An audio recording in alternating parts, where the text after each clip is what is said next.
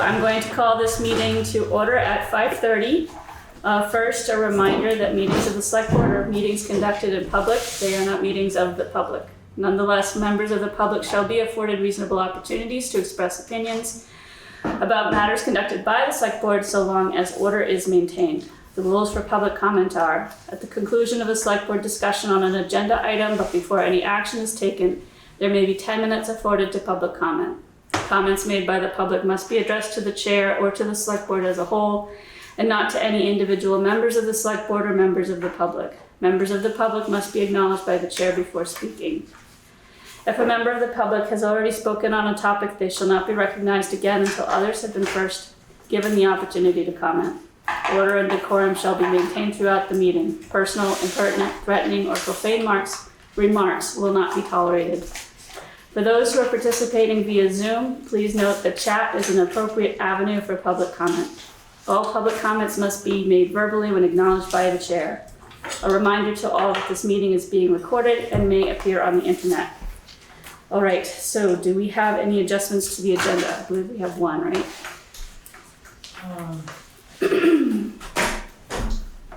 Yes.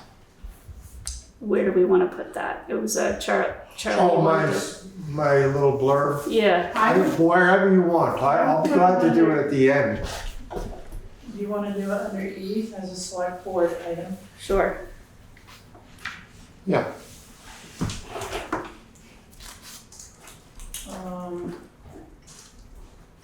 Yeah. Okay.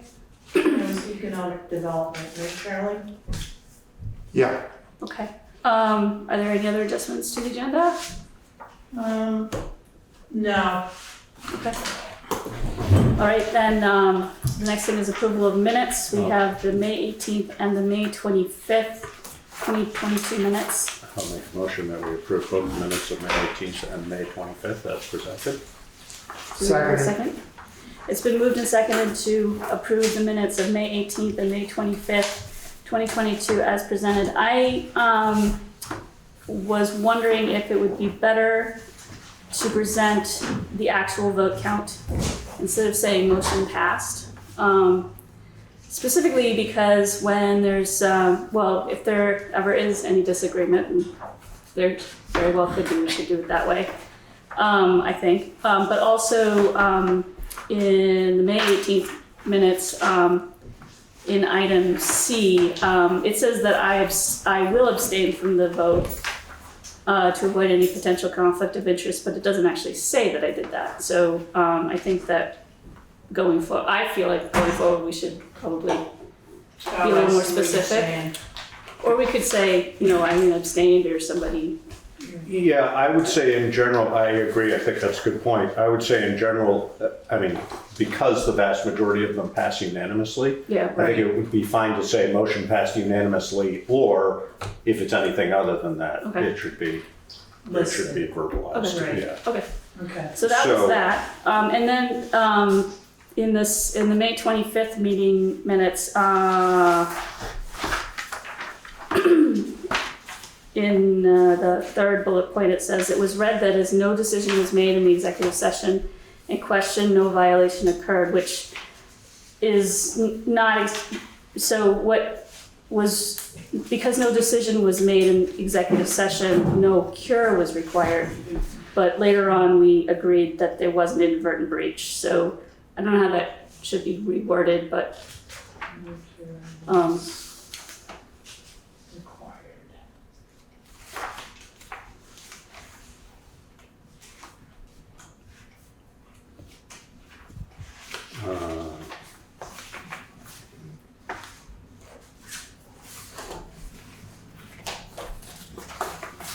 So later, it was determined. I wasn't at the meeting. right. Well, No decision was made. That was it's, no they're violation occurred. they're sort of both correct, but we didn't take any action. Right. So there was no, cure required. okay, But so we that's still probably the violated if difference. we voted to say that we violated it because we went into executive session. So instead of saying no So- violation occurred, say no cure was required? Yeah. Yeah. Well, and do we say somewhere that the violation occurred? That we At acknowledge the the end- violation? I'm At the just, end, I think so. okay, Yes, an inadvertent breach of open Okay. meeting law, okay. but which also doesn't require a cure because we didn't. We didn't take any action. I mean, an inadvertent breach might require a cur- But in this case, In it this did. case, it Right, did right. not. Right, Yes, yes. yes. So, so that was what I noticed. Did anybody else have anything to notice? Larry Slayson, I think, has an I in his name, doesn't he? No. It's No, not? I don't think Oh, so. Okay. No. That's it. All right, is there public comment online about the minutes? Is there public comment in the room?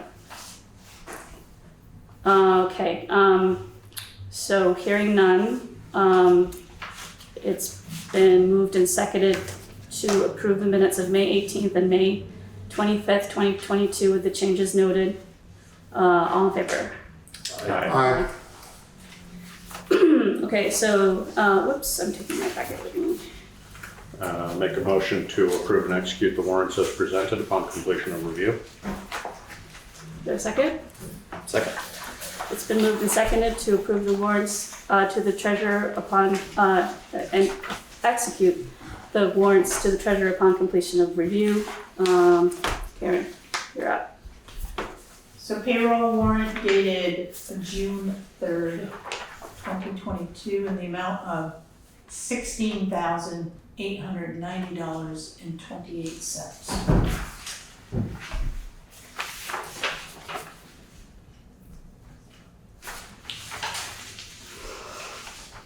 Wait a minute, where? So Say that number, again, because that I'm trying to number- figure out where No, the, that number shows up on the It's on very the back. back, in this Back? very small print. Right. of the payroll one. Yes, In very small print. Yes. Okay, and it's the sum of Got these two numbers. got it. Right. Thank you. You're welcome. Any questions? All set? all set. Anybody have any questions? Accounts payable warrant dated May 21st through June 3rd, 2022 in the amount of, where is that one?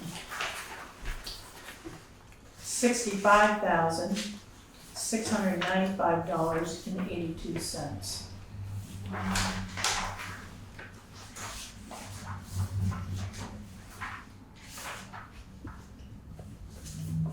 The Babs LLC for $16,603.38 is for the carpenter pit for the sand. So when we pull sand out of there, we have to, it's $3.33 cubic yard. Oh, okay. Sorry, where is that listed? What's it? It's Babs, B as in Victor, ABS. Oh, beat, oh, okay. 3/4 down. What else? Individual names on here are those taxpayers? Individual names, where are you seeing? Ruth Kibbe. I'm not quite sure. I think that is for the Putney Amblers, the walkers Oh, okay. that the library supports. What else is a little weird here? I will let the board know. So Blackstone Audio Inc. is a library expense. Okay. It's a very large number. The library didn't notice that they were receiving goods, but they weren't getting the invoices. So some of those invoices go back to like 2019. Oops, okay. So, and this is not the first vendor that I've seen this happen with in the past year. because this has happened with All Service and a few other vendors, where we didn't see a bill until maybe they had, low staffing or something, but it's just been odd that there's so many. Post office issues, maybe. I don't know about that, but And what is that for? Do you know? they're just like supplies for the library and books and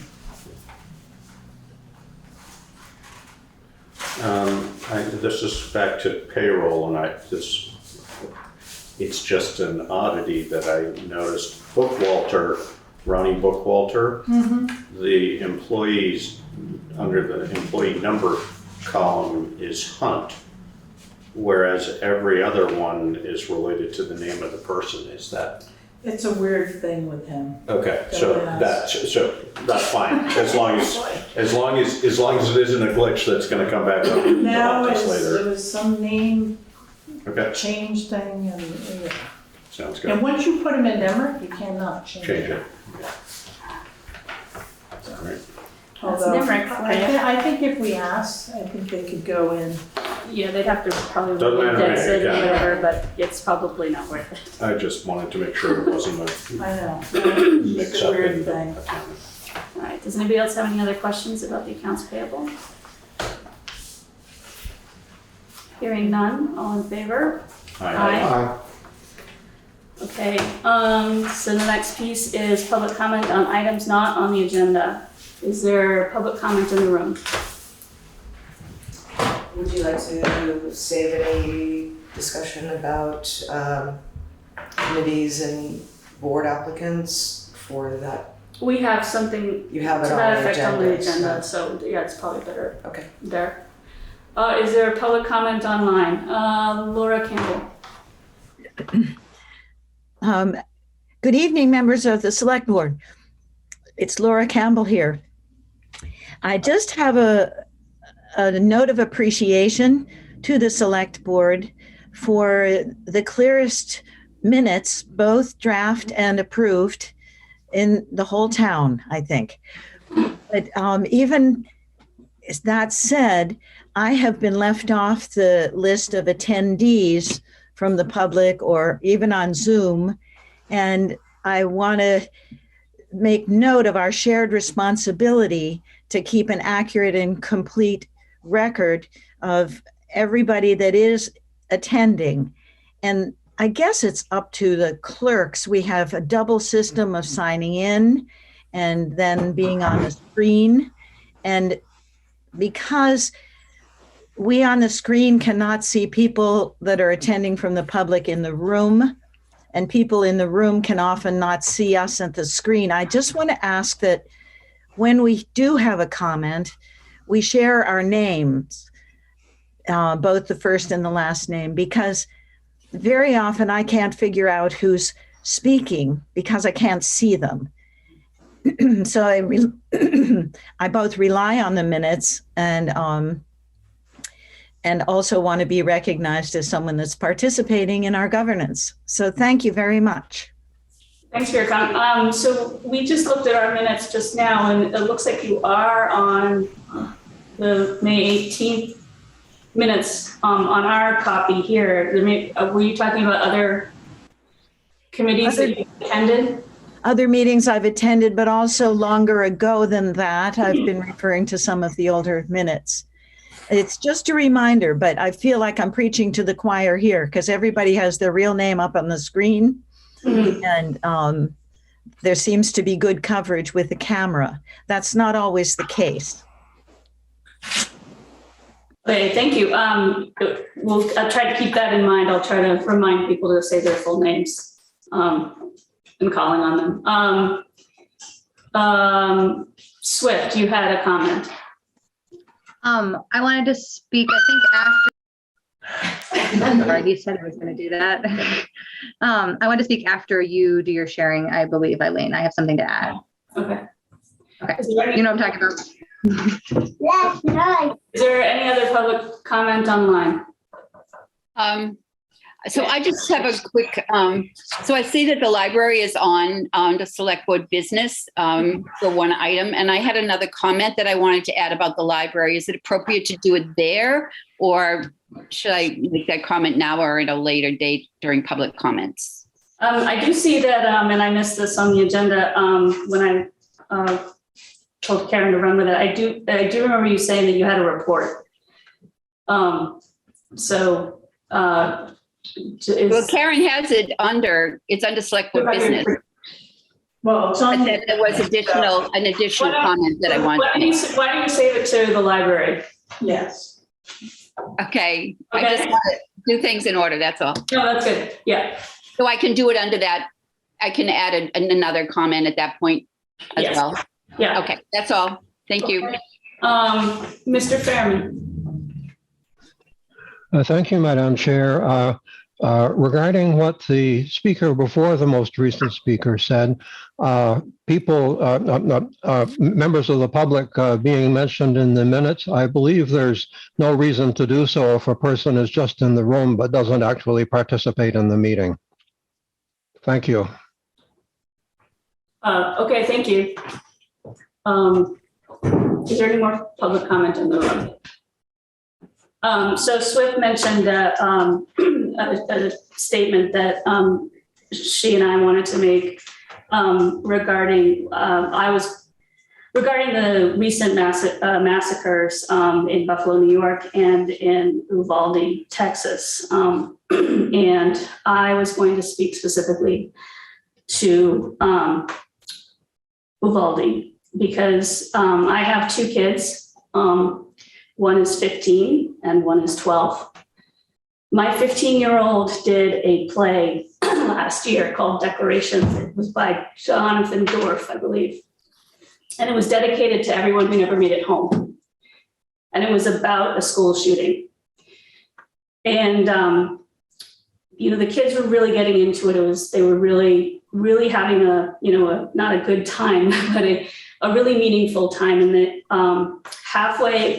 that towards the end of getting closer to production, we received an email from the director saying that they had to stop halfway through a technical run because they had added in the sound effects.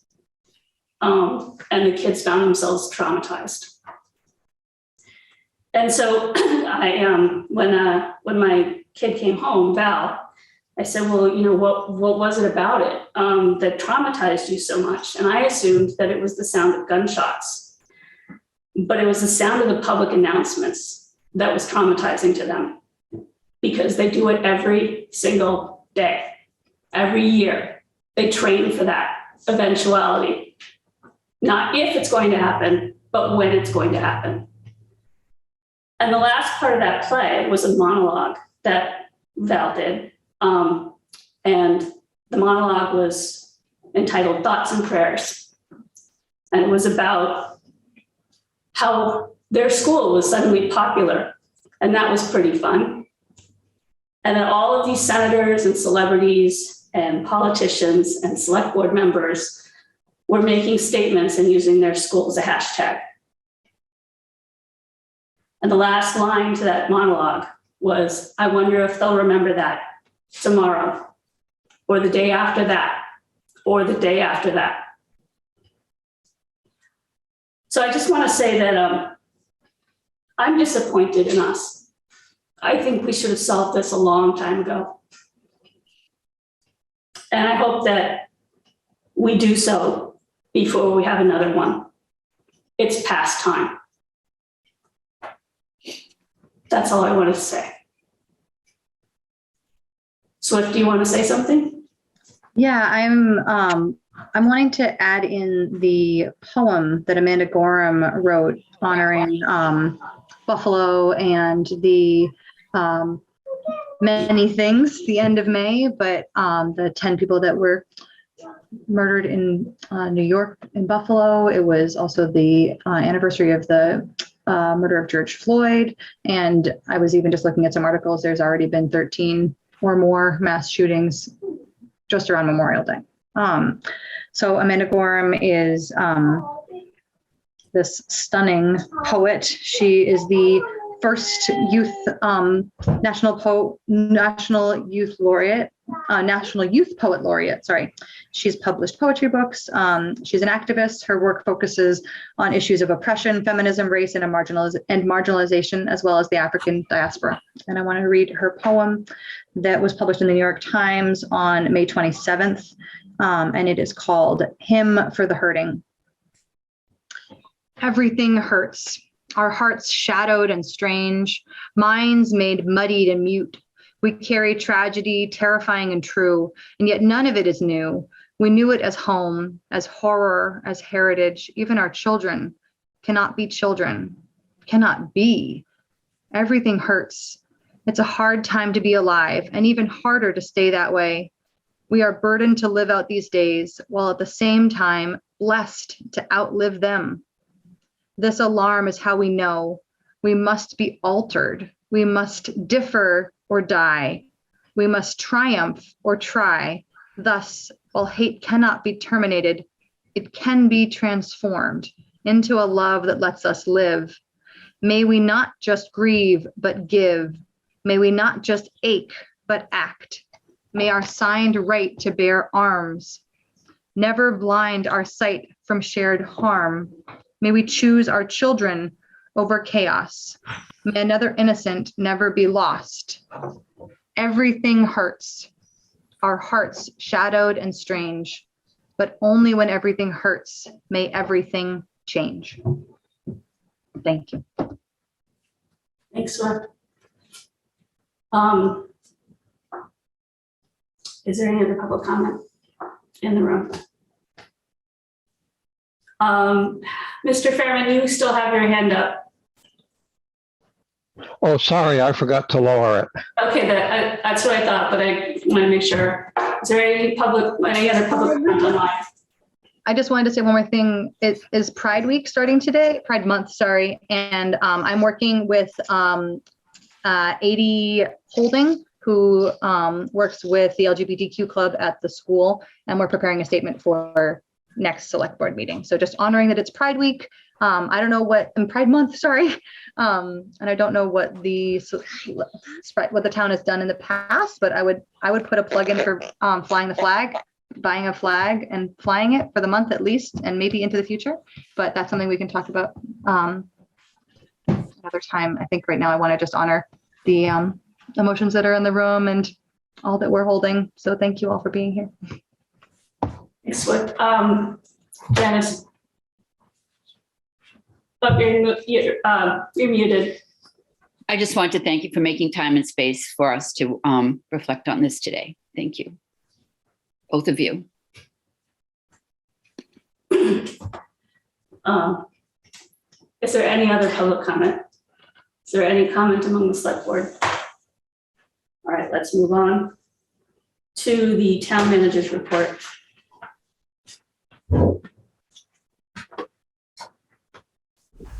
My first announcement is about town hall business hours. Apparently, some people are confused.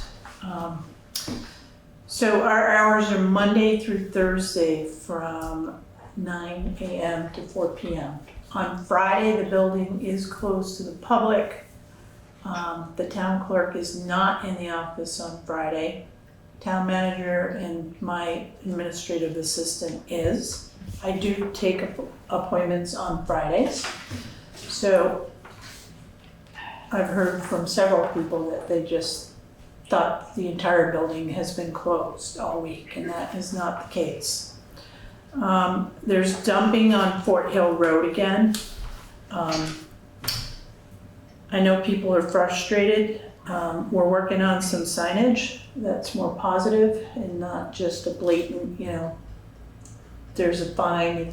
The thing is, there's no enforcement. Unless you know who's dumping, you cannot find them. So I would appreciate people not dumping their stuff along Putney roads, because I have to have the highway department clean it up, and that is taxpayers' money. There are outlets for used items. It might be junk to you, but there's a lot of new families coming in to Vermont. There's places that you can donate items that can be used. Just contact the town hall. We have a website with different agencies.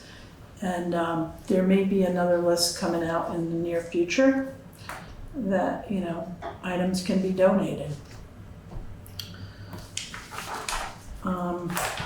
I received a zoning permit today from the town of Dummerston. It's for a piece of property that abuts the gravel pit.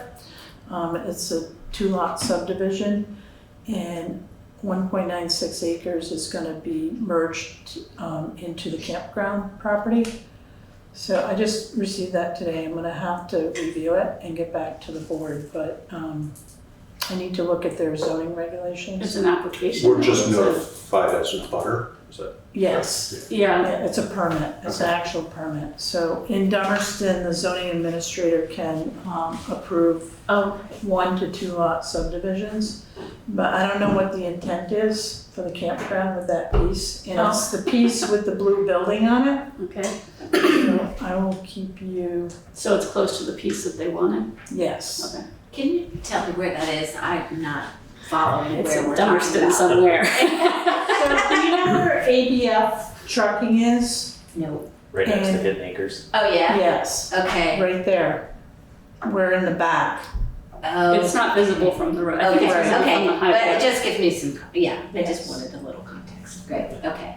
You can sometime ask Karen, there, maybe after the meeting, there's a map that lays out the gravel pit and the pieces of property that are directly adjacent. And that's one of them. We're meeting on Friday, Peg and I. So I'll bring it with me, Peg. Okay.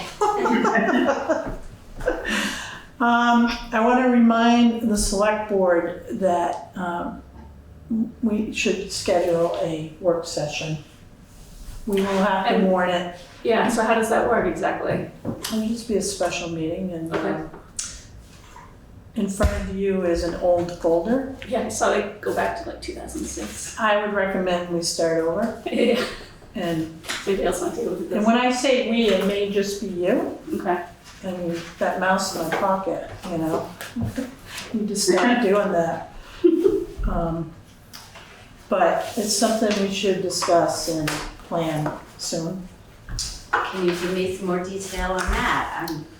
I can, so basically, you know, I have a whiteboard in my office Peg too, and anyone can come in and look at it. So policies, ordinances, you know, we should be looking at those every year. You know, goals for Putney in general, you know, with economic development, you know, the town Okay, so plan it's a is- work. It's like a work session. Yeah. Goals. To create And Brattleboro goals. has Yeah, some goals for their select board, so I'm just not really clear on how they actually get there. Right. Goals are good, but, You know, Mr. Fairman had mentioned too in a previous meeting, having a select board member, you know, active on certain boards or commissions, you know, that's something we might want to look at. You know, the planning commission is very active right now. It wouldn't hurt having an alternate planning or select board member, just sitting on that commission and seeing how things evolve and sharing information, learning, education. So, yeah, there's a lot. I have a question, Karen, this working session, is that for select board members? Yes. And you? Is there any implication, because we've had a discussion on this, or is there any interaction with the open meeting law? Are we allowed to have this kind of? We would warn it. It would be subject to open. yeah, people Yes. could, It would be, okay. Anytime there's a quorum of the select board. we're Okay. subject to- yes.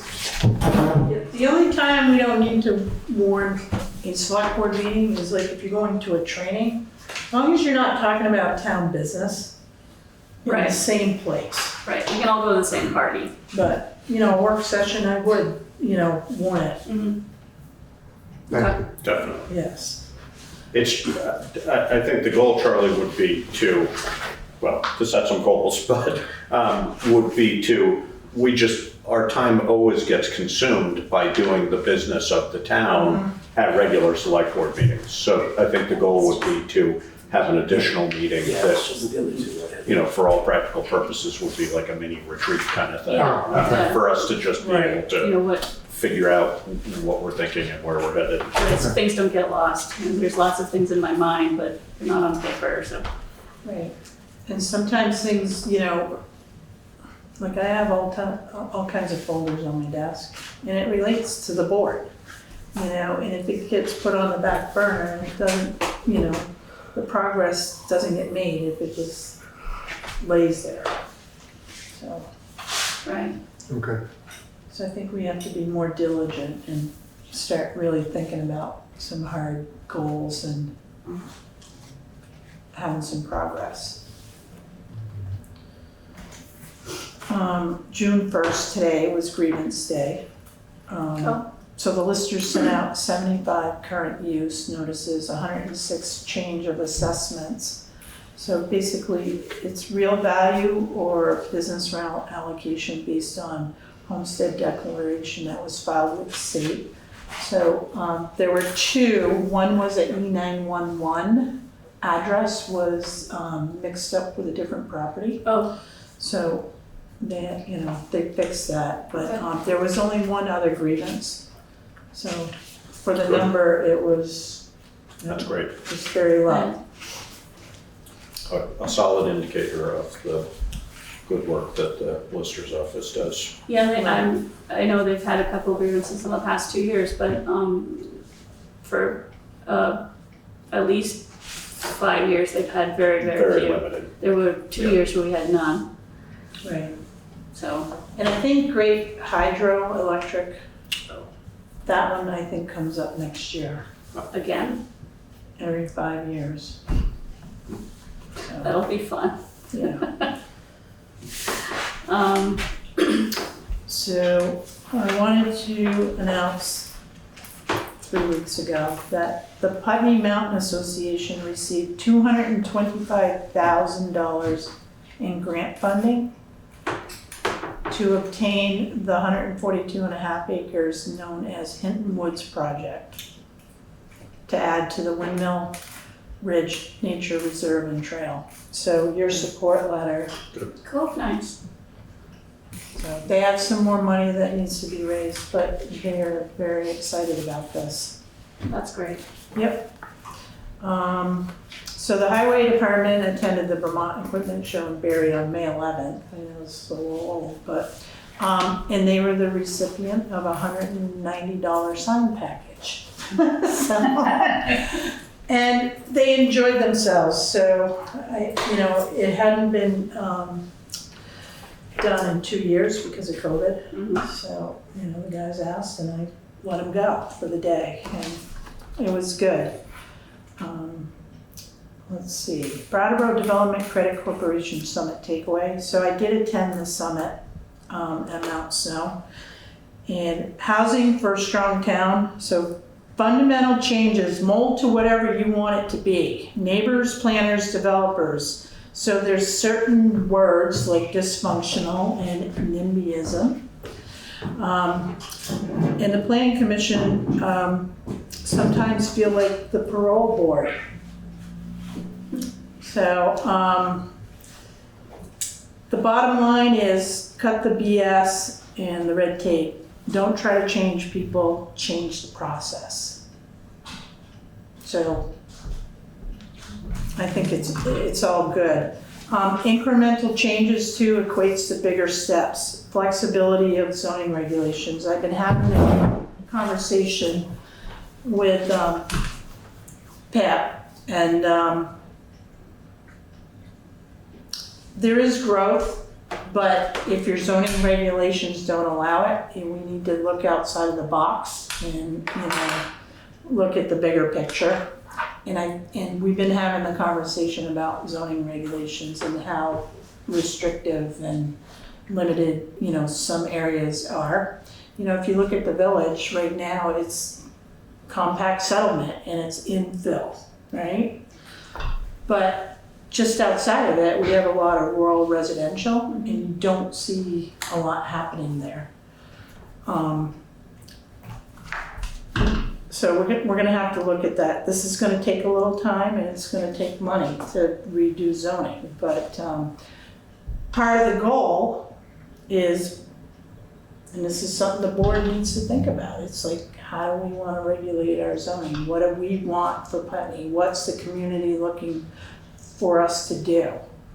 You know, we all have to work together.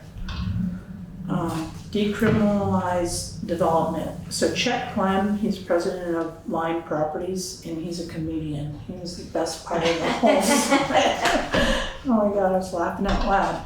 So the loudest voice in the room is not necessarily the one to listen to.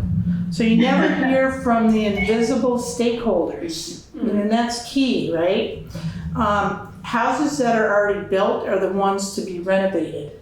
Because of the cost right now, because of COVID, it's gonna be hard to build new construction. When I was in South Carolina, I wasn't even off the plane, and I could see the new construction down there. Developments of single-family homes being built, like duplexes, even on the beach. They were raising, 2 to 4 story hotels that were old, and they're doing high rises. And it's like, all this money in South Carolina, I don't see it in Vermont right now. What's the problem, So there's a lot to consider. Let me see, what else did I get out of this thing? Again, at the summit, they announced that there'll be up to like 300,000 refugees from Afghanistan and from the Ukraine. And they're looking to home these people, so they can start new. And it's happening like in Vermont right now. It's like in Newfane. It's like right next to me. They're my neighbors now. And so, they say in 10 years you're gonna see that influx, but I think it's gonna be like in 5, you're gonna see it. It's happening now. So the bottom line is you gotta move away from extremes and conflicts and start collaborating with one another. So the right side's 20%, the left is 20%. We want 60 in the middle, or make that number larger. So, the other thing too was sparks to shovels, the messy project process. What I learned in that session is towns who have an economic development consultant, they're doing a lot. Look at Springfield, Vermont. They're taking little projects like putting lights in the waterfalls, and they're doing parks along the river. They're an old mill town. They took equipment from the old mills and they made benches along the riverfront and rain gardens, Their vacant storefronts, they put stuff in them. So people aren't going into the buildings, And it might just be like, a window dressing, a theme of some sort. But it's working for them. Vernon, they lost VY. So their average jobs at VY were $100,000 a year. VY paid half of their property taxes, like $1.1 million a year. And they don't have that revenue anymore. So they're gonna create the village where the town hall is, the town offices. So, and this is stuff that we have to be thinking about. Another town, their biggest thing is their rec trails. They're putting money to bring tourism in, and it's working for them. It was a 30-year plan, and they're just starting to see the money come in. Another thing is local taxes, All that money goes, once the state takes their 70%, 70%, they put the rest into economic development, into a special fund. So that's what I'm thinking about, this is what we all need to be thinking about. How are we gonna achieve things like this? We can do it. We just need to be proactive. So. I think a really important Robin has his hand up. I think a really important aspect of that is that if we don't control it, it's going to control us. Right.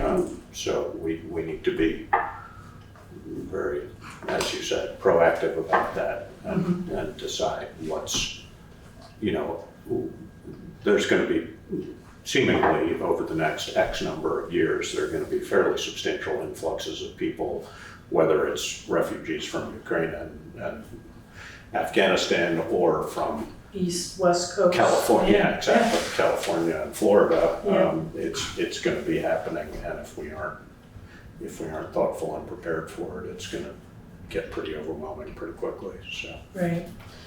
So inventorying Putney's assets and setting our goals is key, and I think we need to get that started sooner than later. Sounds like we should put that in our goal Yes. section. Yep. So I have a whole list, but I can share it with you and then you can run with it. Okay. I wanted just to make a quick announcement about the pool. So Rick Pettit did show up and he repaired some of the cracked areas, but he ran out of the fiberglass material. It is now in, he's gonna be here either Saturday or Sunday to repair it. And then we should be able to fill the pool and have it open hopefully before school gets out. Sounds good. How you doing on lifeguards? We have several. Good. So we do have people asking if they can still be a lifeguard, so hopefully we'll have enough for the summer. We have quite a few camps too that have signed up. One camp has 32 kids in it. Oh, they come to our pool? Yes. Oh. Yes. Cool. So, and swim lessons are all filled. Good. Yeah. And speaking of swimming, I know this is a complete aside, but the culvert, when I was there just yesterday going for a walk, I saw that the trees had been cleared out. Can anybody give me any information about that? Does anybody know? On Hickory Ridge? Yeah. What's the question? The question is, does anybody know what's happening with the culvert? I mean, Its accessibility for swimming. My understanding was that the neighbor, Susan, who owns the adjoining property, did not want people swimming there anymore and was hoping that the trees would stay down so that it was, not accessible to swimmers. And I just was wondering, while we were on the topic of swimming, if anybody knew. All I can say is that at one point there was grant money, for people to, after the storm, to like go in and clean swim areas out. Right. You're right, the property owner does not want people on their property. You also need like a stream alteration permit, from the state of Vermont. I think that that swimming hole will probably stay the way it is. How did it get, do you know how it got cleaned out? Did somebody get a stream alteration permit and No. get I don't know. I did notice the other day there were what appeared to be a group of kids from the grammar school down there. The other, Jeff Shumlin's is the other on the other side, adjacent. right?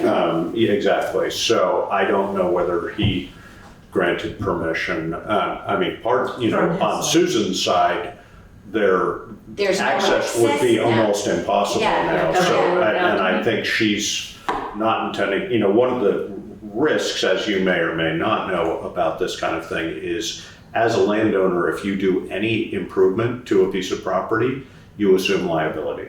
Right. It's the kind of thing, that's part of the reason it's never been, even as it was as a, sort of public access Right. area, it was never Never kept improved up. Right. because as soon as you improve, you're open to Right. liability. So I don't know, but it did look like a group of grammar school kids in there to me the other day. Yeah. Strictly observation, no Right. idea. I know. I just thought it was And I don't know how much depth there is now. So I think most importantly, don't jump off the coals. Because I don't Do not jump think off the there's, coals. yeah, exactly. I don't think there's depth to be able to do that. I do have some public comment that's been waiting. So I believe, Mr. Fairman, you were first. Thank you, Madam Chair. Going back a ways, I'd like to clarify what the town manager said, paraphrasing what I had said at a previous meeting. My suggestion was that each member of the select board consider taking responsibility for monitoring progress on various possibilities around town. And I specifically mentioned the one which had been brought up by a select board candidate of downtown Putney, in the context that Putney has state of Vermont village center designations and neighborhood development area designations. As far as I can tell, nothing is being done about them. And I'm not saying that a select board member should do it. I'm simply suggesting that perhaps select board members could volunteer to monitor progress on various items, such as that one, for example. And under a parliamentary system of government, that's what's called having a portfolio. Because in Parliament, everyone is elected. There are no cabinet members like we have in this country. So they take portfolios where they are not actually the civil servants doing what needs to be done, but they are overseeing to be sure that things are being done. So I just wanted to clarify that that's what, as far as I'm concerned, I actually said. Thank you. Okay, thank you. Robin. Yes, thank you, Madam Chair. And thanks to the select board for all your hard work. Just on the planning commission, just wanted to give a quick update that a grant for assistance with rewriting, particularly certain sections of the town plan, has been received, and the process of hiring somebody to assist us with that, a consultant, is near completion, in part because of the limited number of responses that we received. But fortunately, the one person we were really hoping for did respond, and community outreach and getting public input on particularly specific issues like maintaining forest blocks and wildlife connectors and some other issues having to do with maintaining the nature of public of the town while allowing development are very high on the agenda. That's it. Thanks. Thank you, Robin. I'll expand on that really quickly. Vanessa. Vanessa Vadim. Also, Planning Commission, we're gonna have, the Planning Commission will have their first meeting with this new person on the 20, we come up with, Robin? It's coming up, it'll be, I presume it's gonna be part of an open meeting. June 20th. June 20th is what we ended up with, Yeah. June 20th. Calendar. So it'll be, we had a special Conservation Committee, Planning Commission joint last night meeting, and then this will be, I guess, another special Planning Commission meeting on the 20th because she wasn't available to meet on the regular Planning Commission day. So that'll be listed. Anybody who's interested in coming to that meeting and meeting this new person and kind of getting a sense of what the scope of the work is going to be. Robin, you still have your hand up. Did you want to speak again? My apologies. No, although since I seem to have the floor again, I will just put in a reminder to people that the residents at large that the Planning Commission does meet monthly, as do other committees in town on a regular day. We will be addressing these issues, particularly where to encourage development in town, and we would like your voices to be heard before the process is complete. So please attend those meetings, and I will lower my hand. Thank you. Okay. And they're still short one member. Right. Laura, did you have your hand up? Okay. Is there any other public comment in the room? Online? Karen, I don't know that were you finished? Or No, I'm good. you're you're done? Yeah, Okay, I'm good. because you can still, you can still go on. Yep. All right, so then, moving on to select board items, new business. We have the library trustee new appointment, recommendation and approval as Janice Baldwin.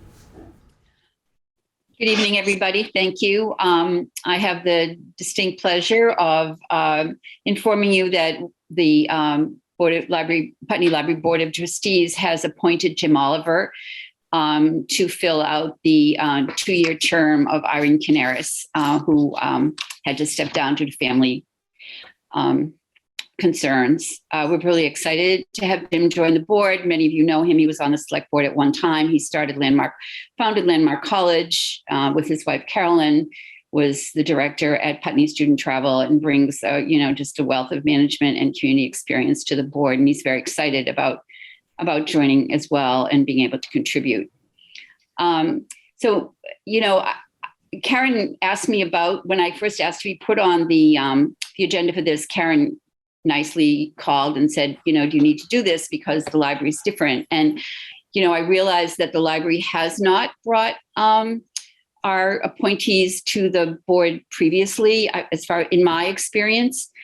But in reviewing our annual bylaws thoroughly recently, there was some ambiguity around this, and it seemed to make sense to us since the board members and new board members are normally approved by the community at the town meeting, and we're not going to have one of those. And since the select board represents the town, it seemed like a courteous gesture to bring the appointee to the select board for the town's approval. And I hope you will give Jim that approval. Thank you. So remind me how we normally, in times past, we would vote from the floor. They would be elected. It would be an article. It was an article on, Yes. okay. At the town meeting, but when somebody steps down in the middle of a term, the board appoints somebody else. And in my history, they've never brought that person to the select board for approval, although other towns do it. The state statute is a little ambiguous about it, whether it's essential, but we just felt that it was the appropriate thing to do. Jim's sitting there waiting to vote. Board of Trustees. Well, I mean, we're probably going to have this discussion for months to come, but the library is a public building, and we do manage their funds. And we do have oversight over their budget, and they are elected from the floor. So I would assume that they are in fact not a private organization, which is what got us. We are, the Board of Trustees are municipal, the other part about the managing is a little more complicated, but the library, Board of Trustees are municipal employees or municipal members or whatever. So in that, I hope I haven't opened a can of worms here. It just seems to do bring. It was opened a couple meetings ago. So, I'll make a motion that we accept the recommendation of the Board of Trustees of the library and appoint Jim Oliver as a replacement member for Irene Cannabis. I'll second that.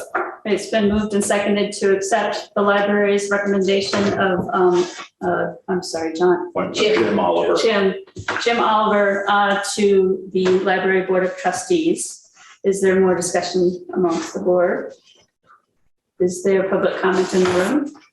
Is there public comment online? Okay, hearing none. All in favor? Aye. All right, next thing is the request for Granite from Dummerston. One moment.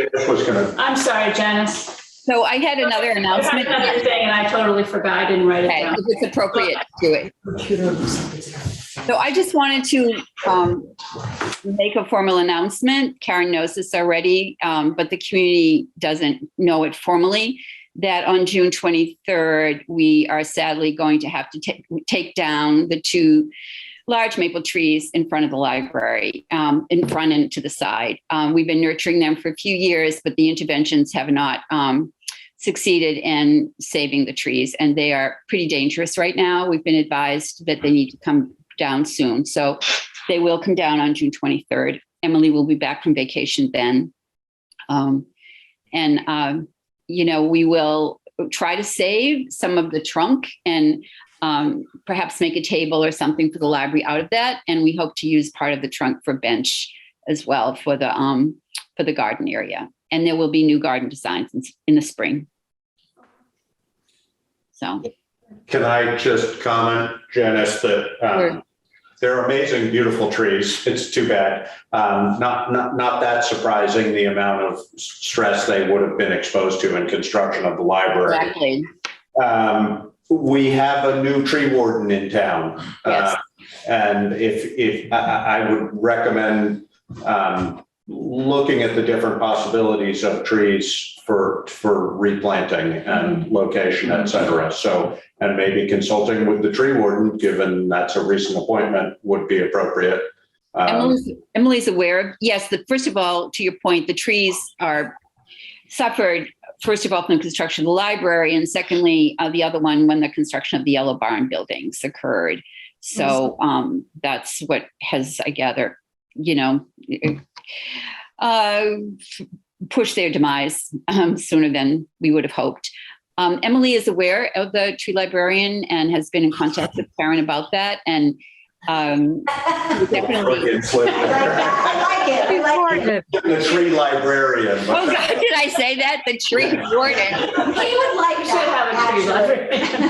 Right? A whole new role, the tree warden, right? And yes, definitely. And I think also with the Conservation Commission and with Lionel and some other people from the Forest of Learning about what we should do going forward. We're going to take our time about that. But thank you for reminding me. Okay. And what's the tree warden's name? Brian Young. Thank you. Fine. Brian Young. Young. Young. All right, so now we can move on to the request for granite from the Dummerston Putney gravel pit. So I was gonna make an adjustment, but I wanted to explain why this is on here, and there will be no action. Dummerston was approached to, there's block granite on the top of the hill. Josh, you know what I'm talking about. And the Dummerston School wanted to construct an amphitheater outdoors and wanted to request some of that granite block. Lee Chamberlain went with the architect, they looked at it.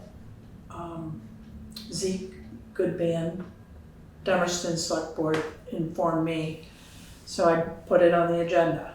I talked to Brian Harlow. Brian Harlow is, I don't even think we own that granite up there. Mike does, definitely. He's like, call Mike Grinnell. So I Yeah. called Mike. Mike confirmed he does own it. So there's no action on this. We're not involved anymore. No. Okay. And yeah, so it's off the agenda. It did make me wonder, Karen, and there may well be a very good reason and we don't need to know.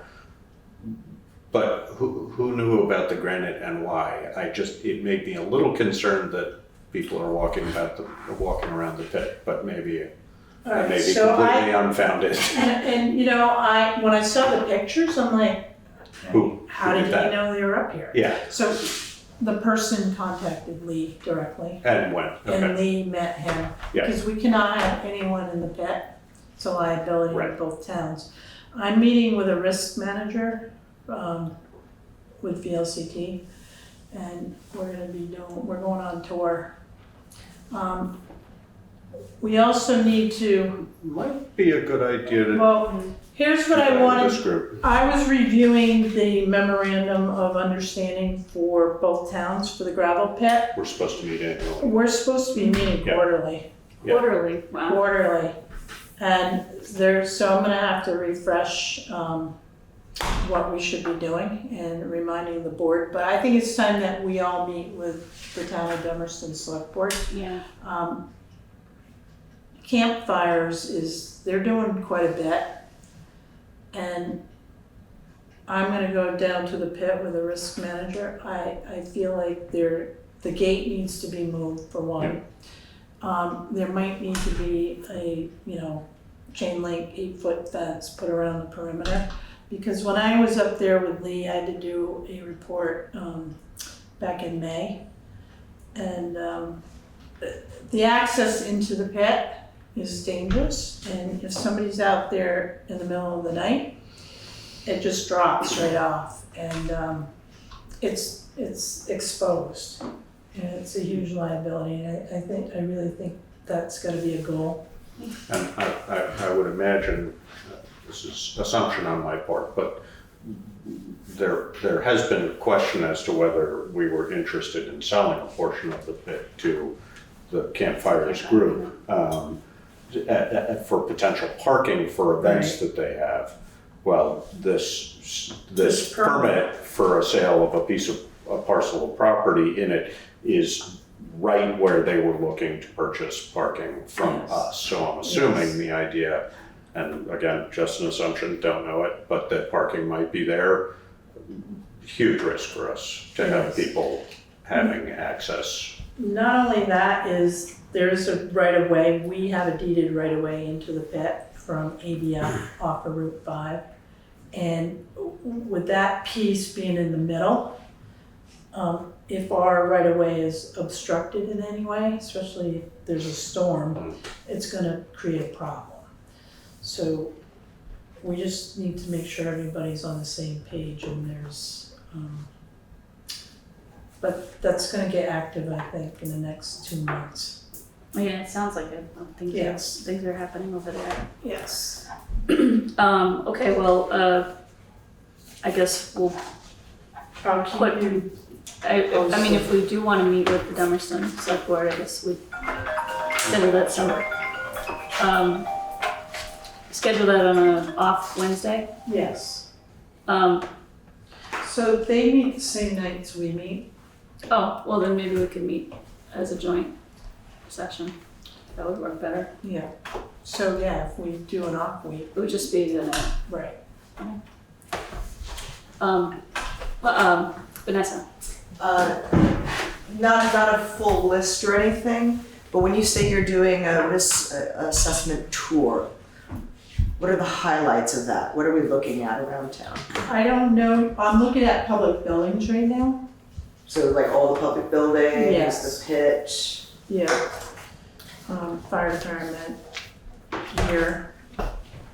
here, because in our next meeting, there'll be a lease agreement for the upstairs. Okay.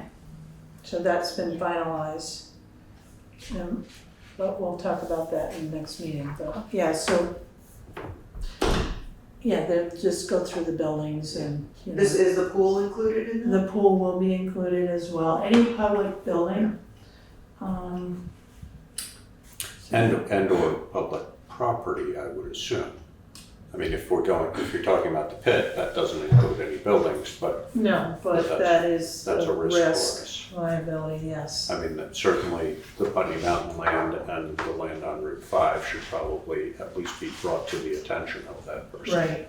So we have an inventory too, by the Of way. We do property, have an inventory of all our property through VLCT. So when you start setting goals and we start talking about things like this, I can have all that information for the board. Wow. So, but we have cemeteries too. Yeah. But, Right. and I don't know, I can talk to this person and I've never met with a risk manager. I've always met with a passive insurance agent through VLCT. And he does the same thing, but, I mean, we have aging buildings and we need to be taking a look at them. We have done this kind of thing in the past periodically. Okay. It's definitely, I don't remember the last time, but there have definitely been, I think it was before, because we had non-passive insurance for several years, and I know that during that time, we had risk assessments done.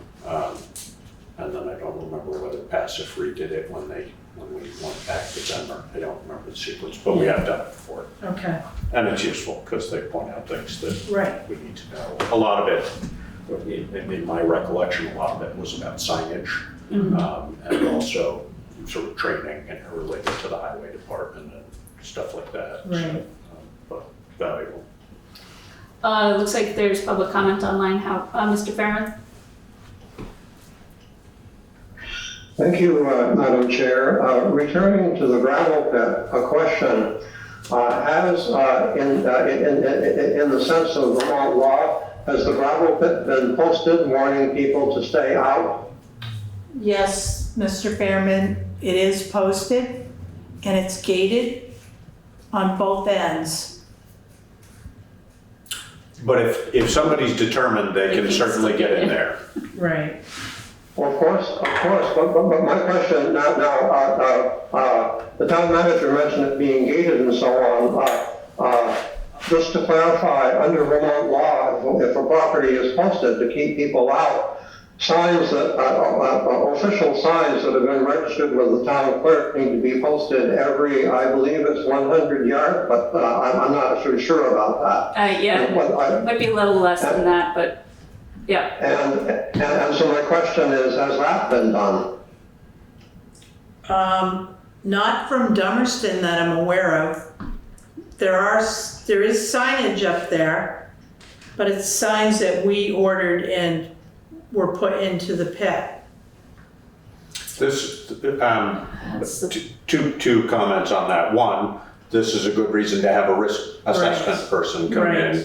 Two, the pit is managed, as you may or may not know, Mr. Fairman, it's overseen by MSHA. So MSHA definitely is very clear about what is required. That may not cover us as much as we would want it to, but it definitely is in their purview to make sure that liabilities and signage, et cetera, are looked at clearly. So, and they look at it regularly. It's something to Mining Safety and Health Administration. So it's the pit version of OSHA. Right. Representative OSHA. I'm not sure what, this is probably a good reason to meet with the Dummerston Select Board as well, because I know that for private landowners, I'm pretty sure they have to register those signs every year. Yes. And I suppose we as Putney, the Putney Select Board could post it, and then I guess it would be registered in Dummerston because it's located in Dummerston, but that's just, I guess that's the kind of thing that we just need to, that's why we would meet yearly, or at least yearly, right? Right. To make sure those things are happening. Is there more public comment in the room? Is there public comment online? Is there more discussion among the board? Okay, hearing none. The next thing is regulating cannabis, the VLCT webinar overview. I know I attended it. Did anybody else attend that? I was going to attend it, Okay. but it turned Get points for that. it turned out that I had signed up for a continuing legal education program, which Oh, at the same to time. stay a member of any bar in the US, other than the District of Columbia, you have to take about 20 credits of CLE, as they call it, every 2 years. And I'm a little late this year, and so I decided to dive in and take my first 8 credits, which is a 2-day course on regulation of cannabis nationwide. And the feds aren't doing anything. The bottom line. They are deadlocked, as they are deadlocked over a number of things. And so I really wanted to see the program. but I did do some reading on it. And So I think they're gonna are they release the gonna? repeat, because you signed up for it, right? Yeah, So then you should be entitled to the recording. that's what I hope. Or they would have No. some sort of Even if, a brochure or a They did course send- book or something. No, I went online today, so 4 of you took the select board series. yeah, Charlie and Peg went to the very last one. We get charged for all 3 of them. So, But isn't Yeah, this we did. different? well, no, when you sign up, we have to pay for it even if you go or not. yeah, but I think he's still entitled to the recording. No, because I went on to the library on VLCT Yeah. to get the series, so these 2 can see the first 2. Yeah, they don't, they Sessions. send them via email, and then they say don't distribute these, so they don't put them on the website. No, well, they're on the website, but you gotta pay Right, for them. okay. Well, I Yeah, haven't pay checked for I haven't checked the link to see if I actually So- have to pay for the recording that I was already in, but my understanding was that they were, Well, then, these 2 should get an email for that series. have you not? So we So, I think so. were delinquent. I didn't realize that the town was paying for that. Yeah. yeah, VLCT. Well, but you can now go to it on recording, but you That's need what I to think. request that or But- however that works. Yeah, But- we can Yeah. follow up on that. That was my understanding, because if you can't make it for whatever reason, because you double book, I mean, that's the whole point of having a recording. Well, there were 3 programs, and then there was a subsequent program which kind of encapsulated the other 2 or the other 3. It was a summary, I think. In other words, I saw one that had to do with certain subjects that were also in these 3. It was a shorter version. So I didn't totally, I didn't totally not So we're utilize the actually, money. yeah, we're just gonna We're talking have about to 2 different pick a little bit, things, yeah. right? So we can revisit VLCT training in general, Yeah. and I'll follow up on the links that I got and see if they're actually, if I'm actually entitled to them or not, Right. without paying for them, and I'll let you guys know. But I did attend the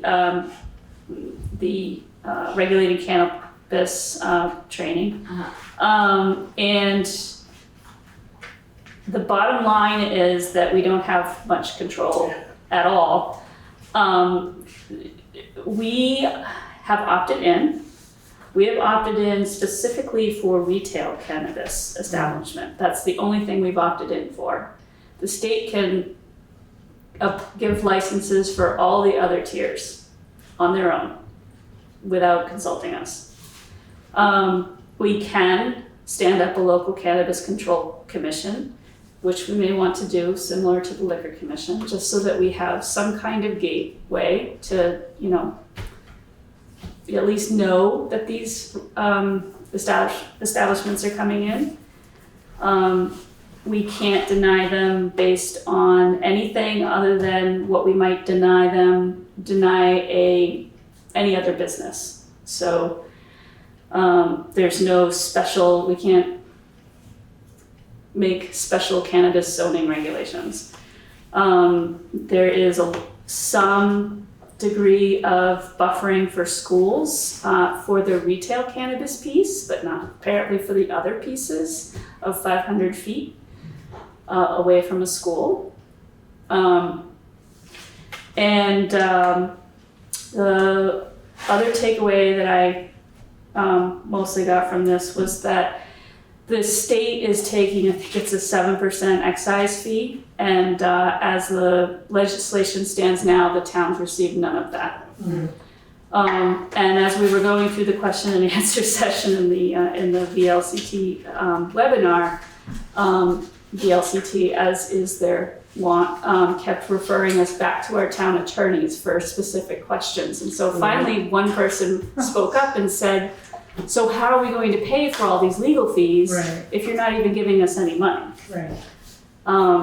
So I guess write to your legislator so that this becomes a little more fair to the towns.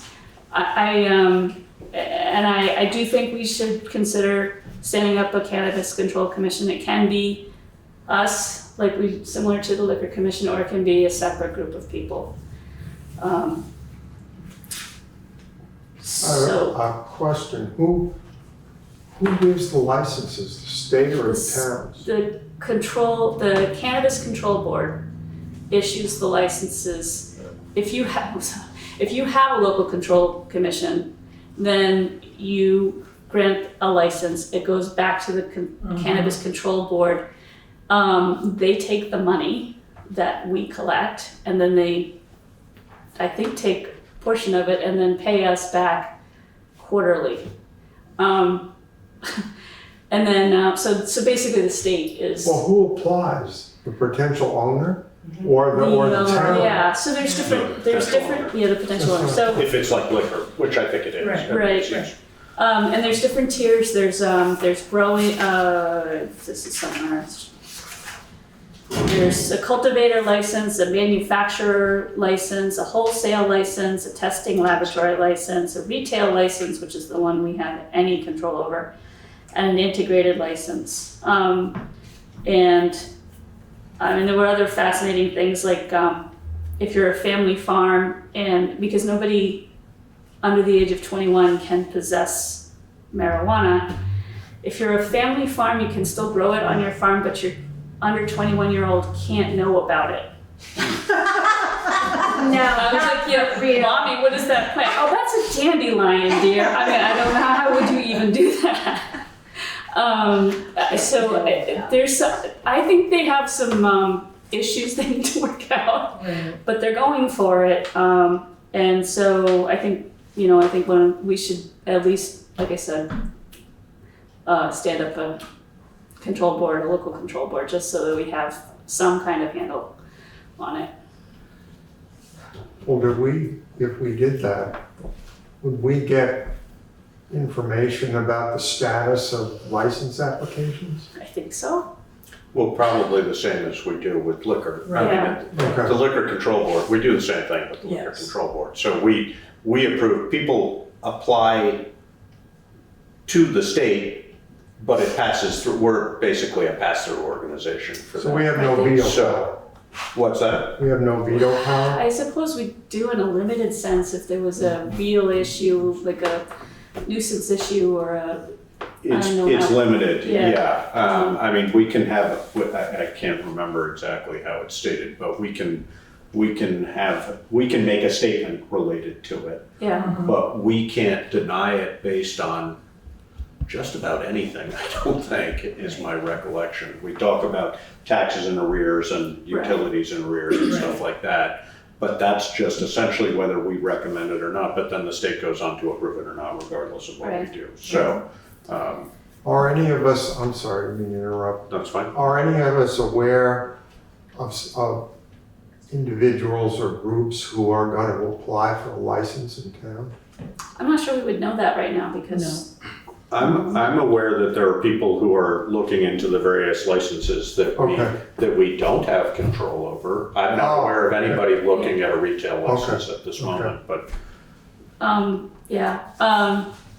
So that was, I mean, it was informative, but I think it was a little disappointing to me to have very little control we have over this. And I understand where they're coming from because they don't want towns to opt in and then, severely limit a legitimate business based on, their cultural factors. But it would be nice to have, control over it, and it would also be nice to get a little money out of it. Vanessa. I'm guessing the answer is no, because as you said, it sounds like you have to treat it like any other business or application. Did you get a sense that there might be any room, any layer that could be added that would bring revenue for the town? can we, as a municipality, a town, apply our own tax, a 1% tax? Can we Yes. do but we some have sort to- of extra fee somewhere, anywhere? So the fees for the actual license, I believe, are pretty well set. It's not in this document, it was in the webinar. But we can, as a town, we can vote to have a local option tax. We have to apply it across the board though. Right. So we could get at it that way. And we have talked about that recently. Brattleboro has a local option tax. I don't know how much revenue it brings in, but. Of course, Brattleboro has a much larger retail base. Right, as well, right, so- there wouldn't be very many retail options, although maybe there will be soon. Well, that's We what I want was to thinking. encourage them, not discourage them. Perhaps. Right. Is there public comment online? Mr. Fairman? Thank you, Madam Chair. I'd like to clarify one point about what was said here regarding cannabis control. Some people have referred to it as being just another business. It is not just another business in the same way that holders of first, second, or third class liquor licenses are not just another business. They are regulated by the state in a much more strict manner than they would be if they were selling, say, bread.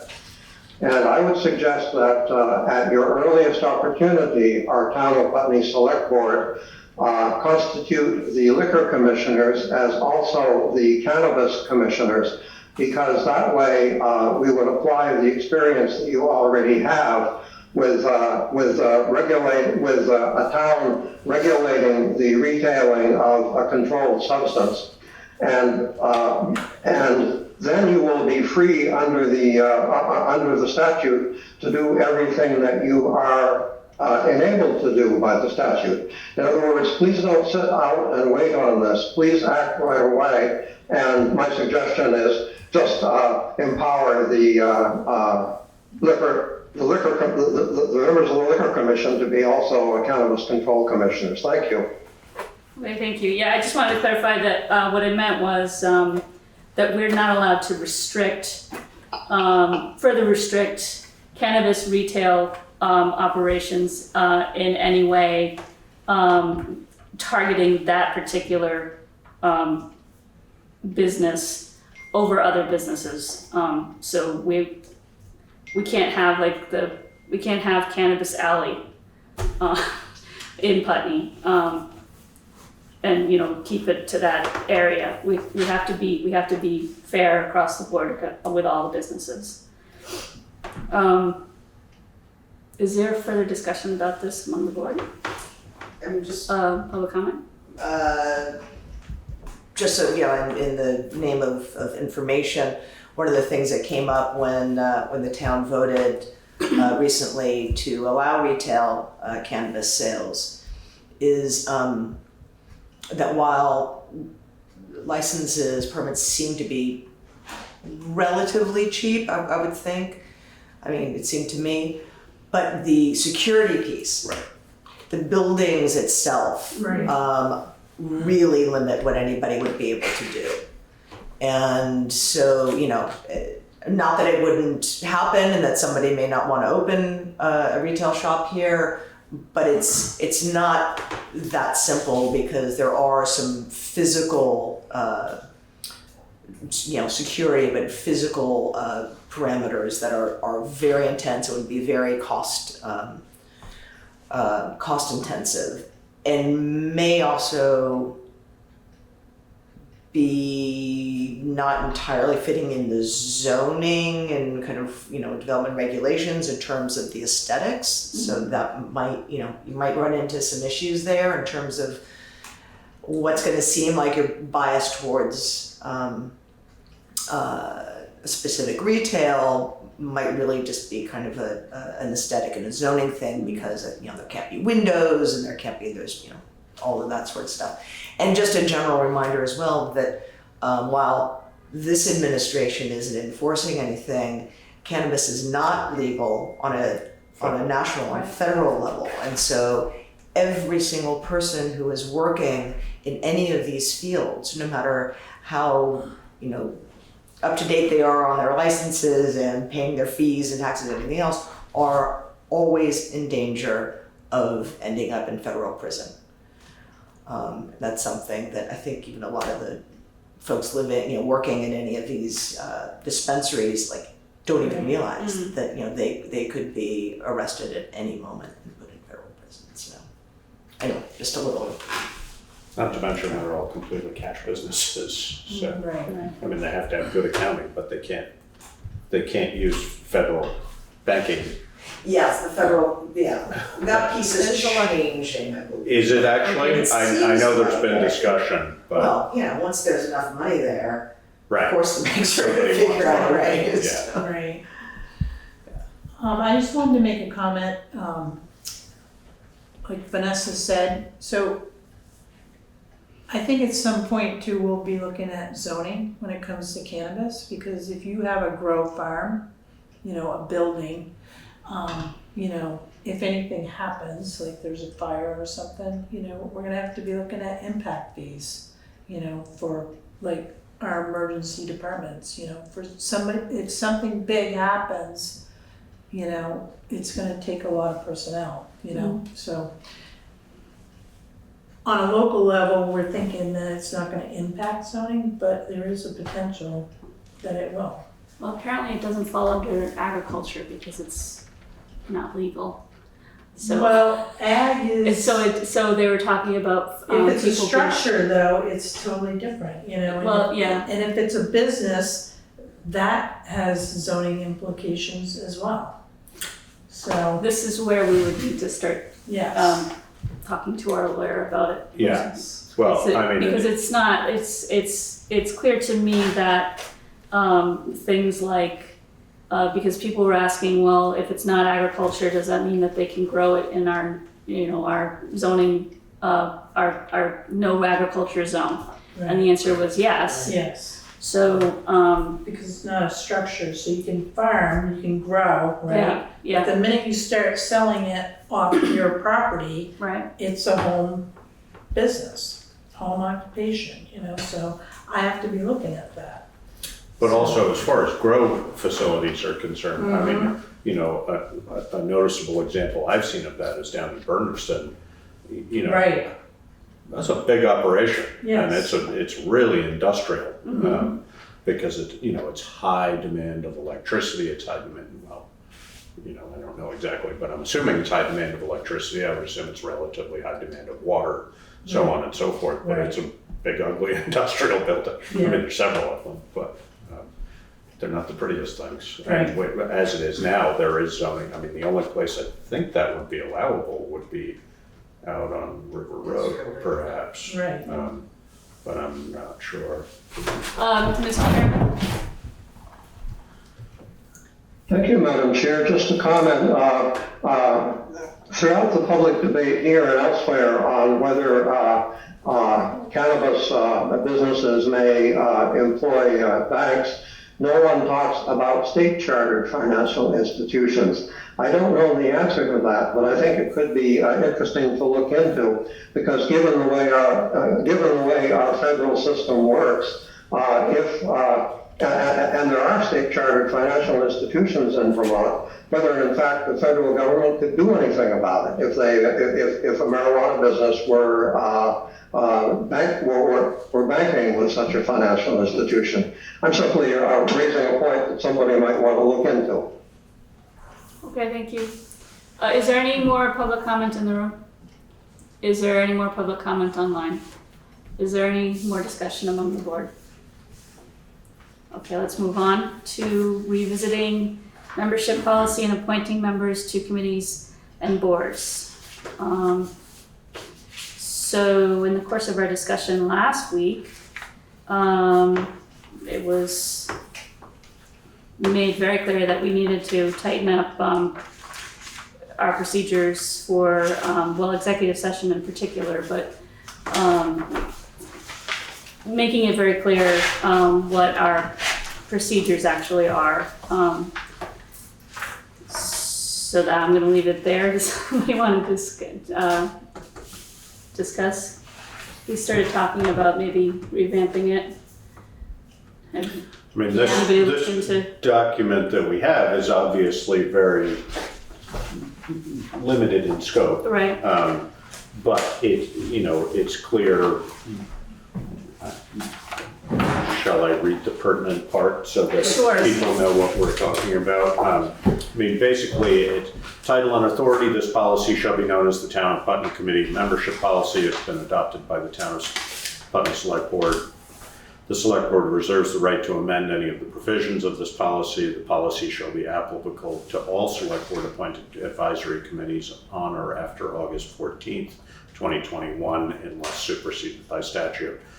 Committee membership and appointment. Members of Town Advisory Committee shall be appointed annually for a one-year term beginning and ending on or around Town Meeting Day. Mid-year appointees shall serve a partial year term through Town Meeting Day. A prospective member must submit a letter of interest and be interviewed by the Select Board of the Town of Putney before being appointed by the Select Board. The committee and its members are subject to all applicable public meeting laws, including Vermont's Open Meeting Law and the Public Records Act. Members may be removed at any time and for any reason or no reason at all by a majority vote of the total membership of the board. So it's really pretty bare bones as far as guiding us in our process. Mm-hmm. It just states what's sort of allowable or not. So I just wanted the public to know that. I have so many questions about this and comments about this. Starting with, it only relates to, it's talking about advisory committees, and what does that mean about the boards, the commissions, municipal reps, other appointments that we're making. So I think we need to figure that out. I think that the process outlined here clearly is not the process that, like, for instance, in the last meeting we had, not the special meeting, but the meeting before, that's not the process that we used, or was it the process that we said we were going to use? So I think there's a lot of confusion among us about what the process is, and I think it would behoove us to get much clearer about that, especially vis-a-vis what is the role of the committee itself in putting forward suggestions of people, or does the committee have to, what's the role of the committee in putting forward as well as being involved in approving? I think as a committee, we don't want to be, as a select board, we don't want to be sending people off to committees that committees are not interested in working with. I think that wouldn't be very functional. So that seems like we've got to address that. And we don't, I think there's a lot of, from my point of view, there's a lot of confusion about what the roles of the committees are themselves, what the functions of all the committees are, so that we can use that clarity in making decisions about someone's appropriateness for the committee. So I would really like to see us go through each, and it's there a little bit on the website, I see. Can I make a comment? Yeah, So in your select board manual, yeah, there are descriptions of boards and commissions, like your planning commission, development review board. As far as advisory committees, what we've been doing is having a charge for advisory committees. So advisory committees are basically set up and they're charged with a task or a responsibility. And once it's completed, that advisory committee, just kind of sits idle until something else comes up. So advisory committees, do the work for the select board and bring it back to them. So, and they're all different. right. They're all different. I think we need to be clearer. Here I am, a new select board member, trying to figure it out, and I'm having a difficult time figuring out, let alone expecting that the public can figure it out. So I think we need to be way more transparent. And I know that part of the problem is the website and the difficulty of accessing information on the website in a way that is digestible for the layperson. So I just would like to see us look at not only what we're doing, but how we're communicating that to the community at large in a way that invites them into the process and doesn't confuse them more. I'd be open to a communication committee if somebody wants to run the website. Because I'm telling you right now. I know, it's, You know, I only have like 4 full-time people. I know. And myself here. And Kim, God bless her soul, she's doing all the communication on the website.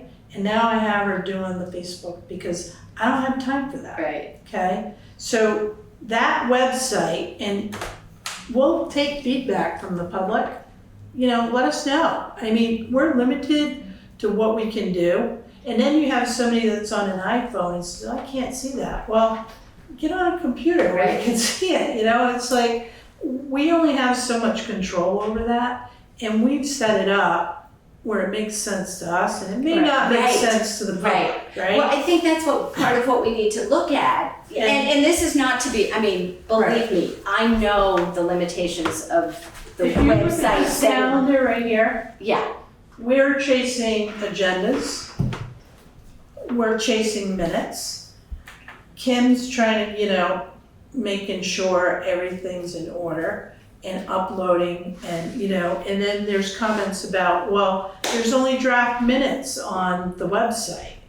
Well, you know, once they're approved, we do our best to get the approved ones up, okay? There's stuff, like I was on vacation and somebody asked for something and I'm like, why isn't the new resolution on the website, you know? Things get missed, you know, but it takes a lot of work. oh gosh, I mean, I have like kudos, you know, like I think it's amazing all you're trying to juggle. And I don't mean to become, it's my intention is not to be critical of everything you're trying I'm not to taking it juggle. like that, Peg, not at all. You know, and I know for new people it's hard. And I'm even for community members. You know, we put a sitemap link up so people can just go to the map and try to figure out where they need to be on the website. You know, and I haven't heard any feedback about that yet, but Probably working. Right, so I think what I would love to do, and I have energy to do it because I think it's really important. I think this is hugely important for the community. I think this is a really big, important thing, is that particularly the all of these boards, committees, you know, commissions, that I would like to see us figure out how to communicate that in a way that is more understandable to the community.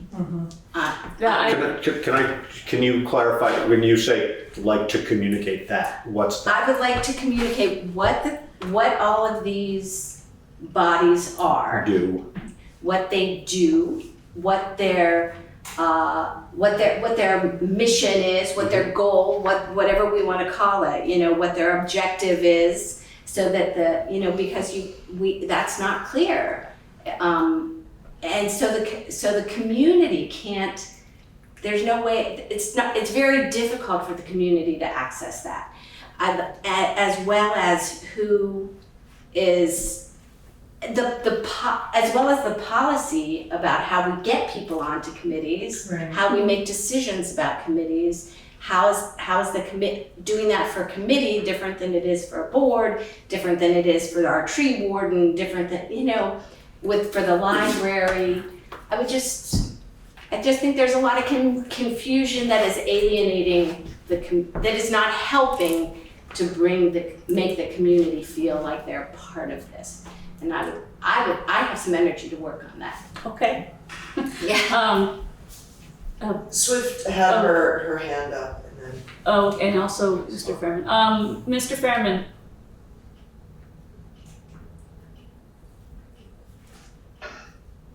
Thank you, Madam Chair. Can you still hear me? Yep. Okay, thanks. I pressed the wrong button here. I wasn't paying attention. Do I correctly assume that this agenda item is concerning the Vermont Open Meeting Law, adopting specific measures that actually prevent future violations of, that you acknowledged? It's part of that, yes. Okay. Well, I realize this is an open-ended discussion. I have the Town of Putney Community Membership Policy in front of me, and I'd like to offer some brief comments on it. The Select Board reserves the right to amend any of the provisions of this policy for any reason at any time, with or without notice. I suggest that with or without notice be deleted because actually the Vermont Open Meeting Law says there shall be notice. A little farther down, members of the Town Advisory Committee shall be appointed annually for a one-year term beginning and ending on or around town meeting day.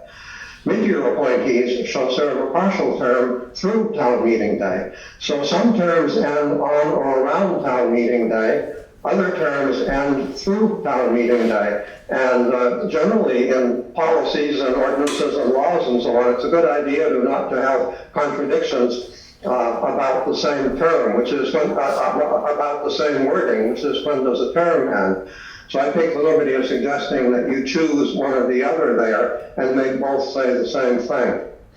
Now, down at the very end, it says, members may be removed at any time and for any reason or no reason at all by majority vote of the total membership of the Select Board. I would suggest that or no reason at all is very difficult to defend because this would mean that our Select Board is saying we did it because we felt like it. And as far as I know, you're not in a position to do anything just because you felt like it. There needs to be a discussion where you say, we think we should do this because of reasons that we're going to state right now. So in sum, I would suggest deleting with or without notice, making the terms coincide either on or around town meeting day or through town meeting day, and remove no reason at all, because really I don't believe you're allowed to do that. Now, concerning the particular area of curing the violation, the policy reads, a prospective member must submit a letter of interest and be interviewed by the Select Board of the Town of Putney before being appointed by the Select Board. I take the liberty of suggesting that you could add a clause here that could serve the purpose of preventing future violations. And I emphasize, I'm not a lawyer, I'm not giving legal advice, I'm simply saying to a person who's careful about English, this looks like it might do the job. So, be interviewed by the Select Board of the Town of Putney before being appointed by the Select Board, comma, no part of which appointment may be considered in executive session. So those are some suggestions I have to offer purely as suggestions at this point, and thank you. Okay, thank you. Swift? Thank you. Two things. So one piece that I'm not hearing clarity on is recommendations from the committee, because that's something that has been, my understanding, required or at least encouraged.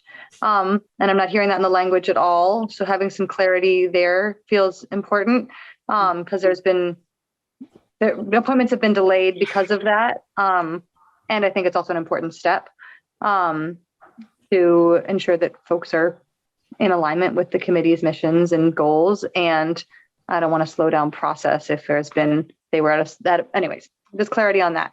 The second piece, just going off of what Peg was saying about the website, I have been on other town websites and they're so much more clear and easy to navigate. And I think that this is something that would be amazing to spend ARPA funds on, because it's not that much money, and to get our website overhauled and to have it be like a beautiful, easy access, intuitive thing that then is easy to update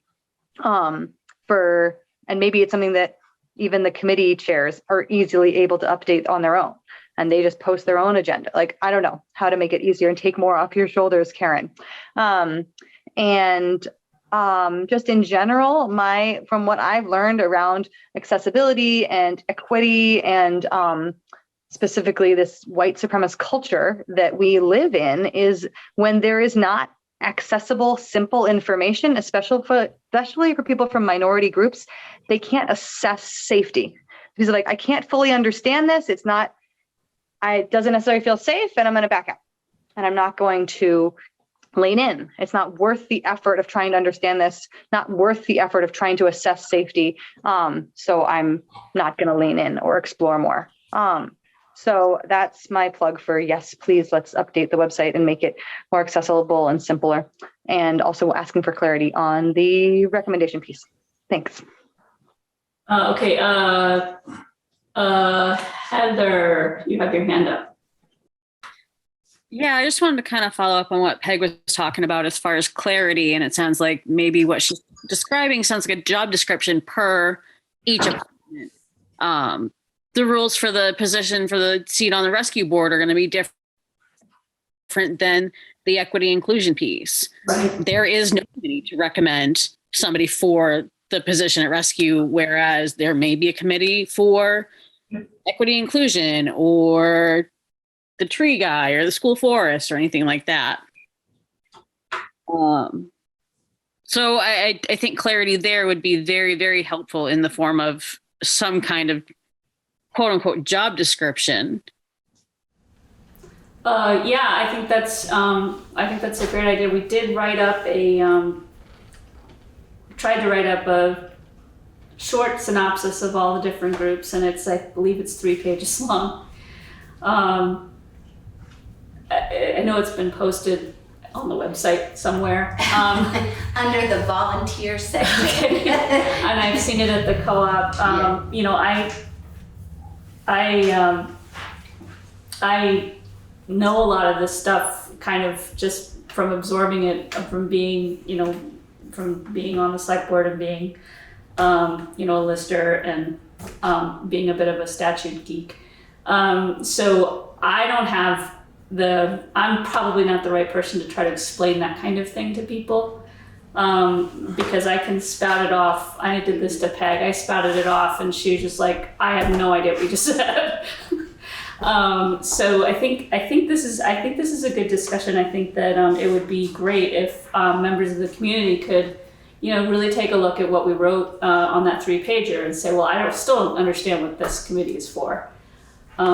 And I also agree with Heather that there are definitely different situations. So the DRB, the Planning Commission, if we were to appoint a select board member, or Karen's never leaving, but if we had to appoint a new town manager, so those things, not only are we allowed to go into executive session because they're public officers, but we absolutely would want to. And so I think that's clarity that we need to have. And it probably needs to be, I think this committee membership policy needs to be 3 pages long, without making it, bogging it down too much. So that I'm just rambling now. So is there public comment in the room? Just really quick, as Karen knows, I've run into a lot of frustration with the website, but also, more to the point, I think have figured out some pretty simple, like low-hanging fruit fixes that could be done, like without a monetary investment or anything else. It'd be great, if we had some money, get somebody to, that you would send all the info to each week, and who could actually upload everything and do design and all that. But if you would like to spend a couple of hours one afternoon, maybe the 2 of us could sit down and just kind of hash through the website and just kind of figure out some of that low-hanging fruit of what would at least make it a little bit more understandable, more accessible. Why are these groups here under the select board instead of having their own heading and things like that? I would I'm very motivated to see that happen because, like you, I think that it's the key. It's the entry for the public, for residents. I mean, this is, it's a pain in the ass for town hall, but it's all we have as residents. This is, that's it. We don't even know when to show up for meetings without that key, right? I mean, it really is the key to our own governance. So it's so very important if that's something you'd like to do. Sorry, go ahead. But, to get this back to the real issue at hand, which is how people are being chosen or denied the opportunity to be a part of their own governance and serve their town, is one of the most important issues that we're dealing with, that we can possibly deal with. It is the heart of democracy. It's the heart of what makes us a community. And what's been happening has been really, really heartbreaking. And now hearing, that there is, some policy and that it has been violated at every turn it's just such a blow to inclusion, to equity, to democracy, to the process. And I came wanting answers to why there has been a refusal to even respond for requests for consideration, why the refusals to provide transparency and justifications for your choices. How is it that you're justifying excluding applicants when there are open seats on committees and boards? And I've been told, we're in danger of being sued. Unless somebody is on a committee and does something or announces their desire to damage the town, you can't preemptively say, we're not going to put someone on an open seat because, something might go wrong. I mean, that is the most undemocratic, almost tyrannical way of approaching democracy and public participation that I can imagine. How are you justifying these extreme concentrations of power into the hands of specifically right now one person when there are other applicants? One person who has such massive control over the vision and the future of this town, when there are other totally legitimate applicants who at least would speak a little bit to diversifying, to inclusion. I mean, it's mind-boggling. A lot of the other, kind of throwaways that have been tossed my way is, we're gonna let the chairs decide who they want to work with. And I understand, as Peg just said, that you want committees and boards to be functional. You want people to be able to work well together so that things actually can get done. The flip side of that is, who does a racist get along with? Who does a misogynist get along with?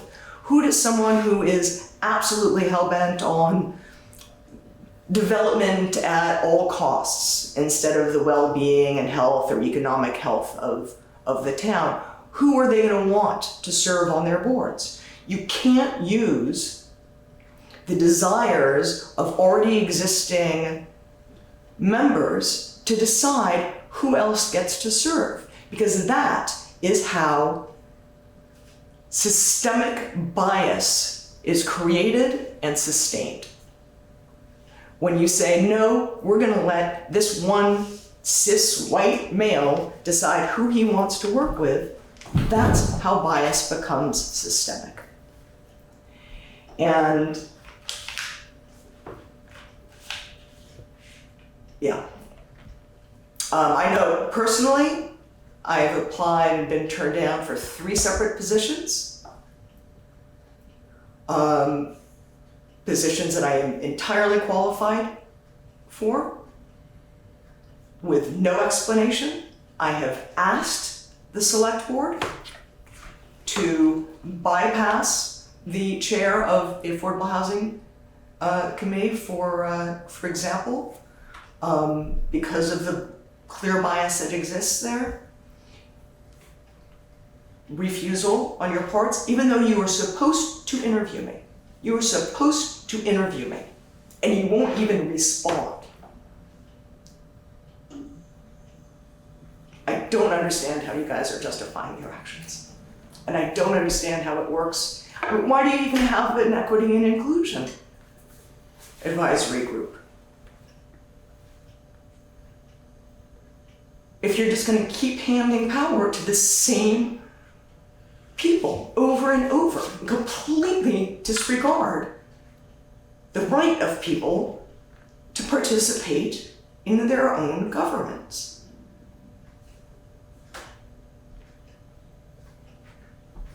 So those are some of the things that I would really like you to consider, that you cannot, depend on pre-existing desires of people who already serve, because that's how nothing ever changes. And that is not representation, and that is not democracy. And it's better that groups have to hash things out than, ooh, we all get along because, hey, we all have the exact same agenda.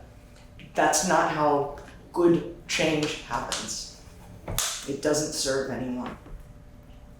And I'm also going to take the opportunity to ask you to reconsider, based on your own already existing policies, your recent decisions regarding the ARPA committee in particular.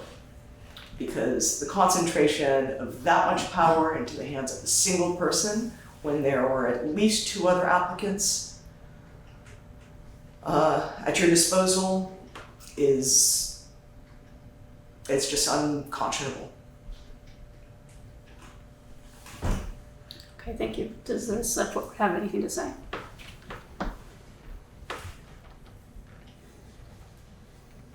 Yeah, I do. Thank you. I can really hear your passion, and I agree with some of the points that you raised. It's one of the reasons why I want to do this work, to be clear about what committees are, what the function of a committee is, because that's what I want us to use to determine. So that's where I want us to use that to determine who's appropriate and who's not appropriate for a committee. I think we should be making calls with consultation with existing committee members. I think you're right that we shouldn't. It needs to be a collaborative process between us and existing committee members about who should be assigned to committees. And I think the clearer we can get about the function of a committee and what we want them to be doing, the easier it will be for us to be clear about why somebody is or is not appropriate from our point of view for those committees. So the work that I see us doing to clarify that, I think, will be very helpful. And the process of being really clear about what the process is. Is it an interview? Is it not an interview? I mean, to tell you the truth, I don't want to. I think that's a bad idea. Like, an interview is not necessarily, in my mind, the best thing for us to be doing with every committee member, right. And we don't do it, and so it shouldn't be in our practice. So we should create a practice that makes sense for us. I don't think we're ready to do that right now, but no. I think that needs to be on our agenda for what we do. Well, I think that can make it's a goal. Yeah, it's a goal. And, you know, just to be clear about this committee membership policy, this was something that, that we agreed to do in order to stand up the Equity and Inclusion Committee, was to strip out the language. This was specifically in that resolution, to strip that out and make it overarching. You know, it was literally, this was literally written in a day. And then we, you know, we signed it as part of the standing up the, yeah. So I'm not married to this language, and you know, I agree that we don't follow it at all. And I've forgotten how this actually read, to be honest. Can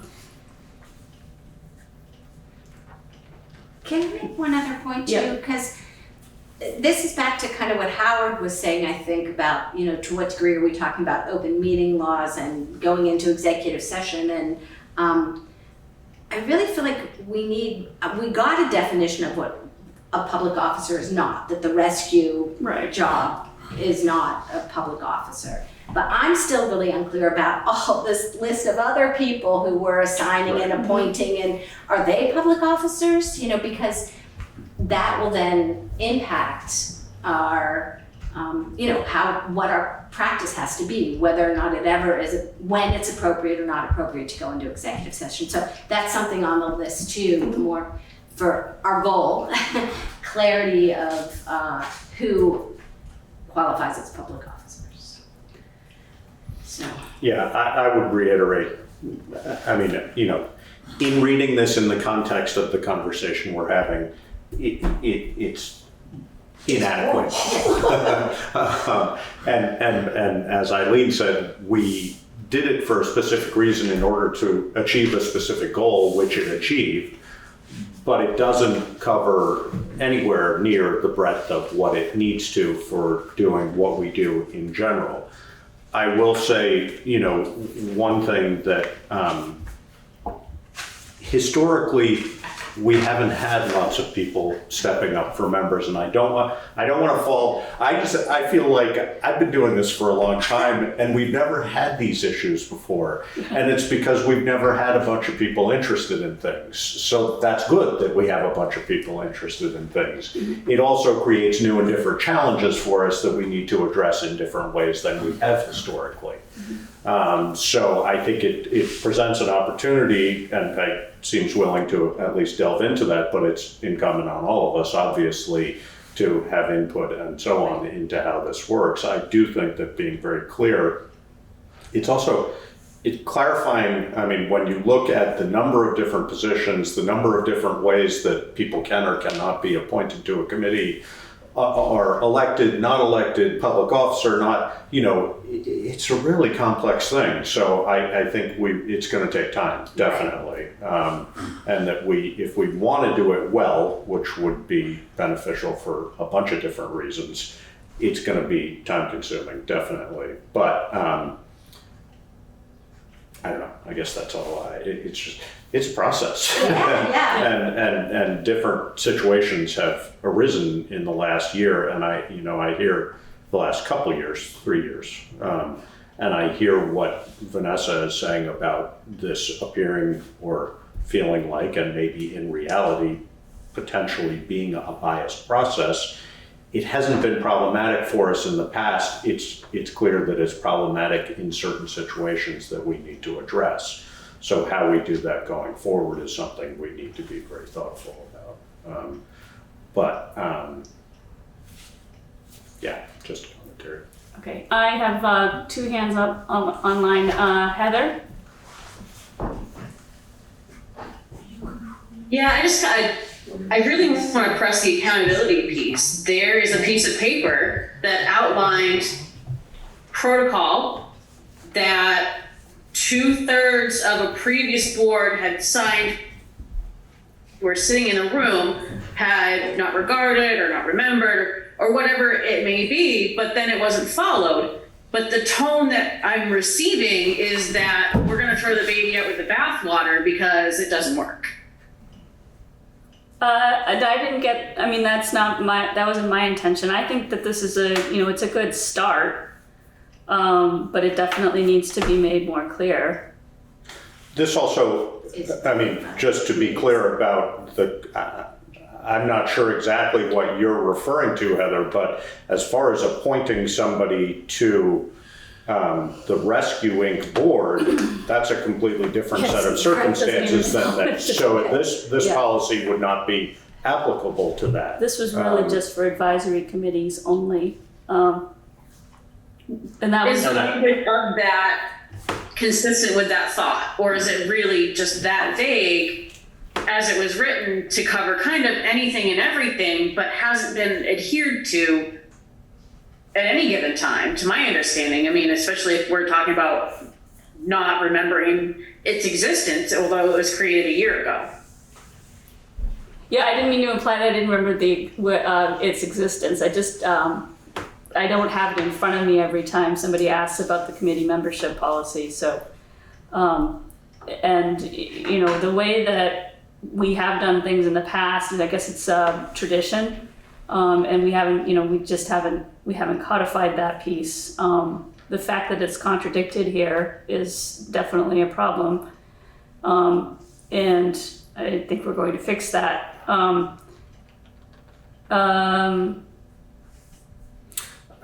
other thing, and I at the risk of questioning something Mr. Fairman says, which I know can be risky. For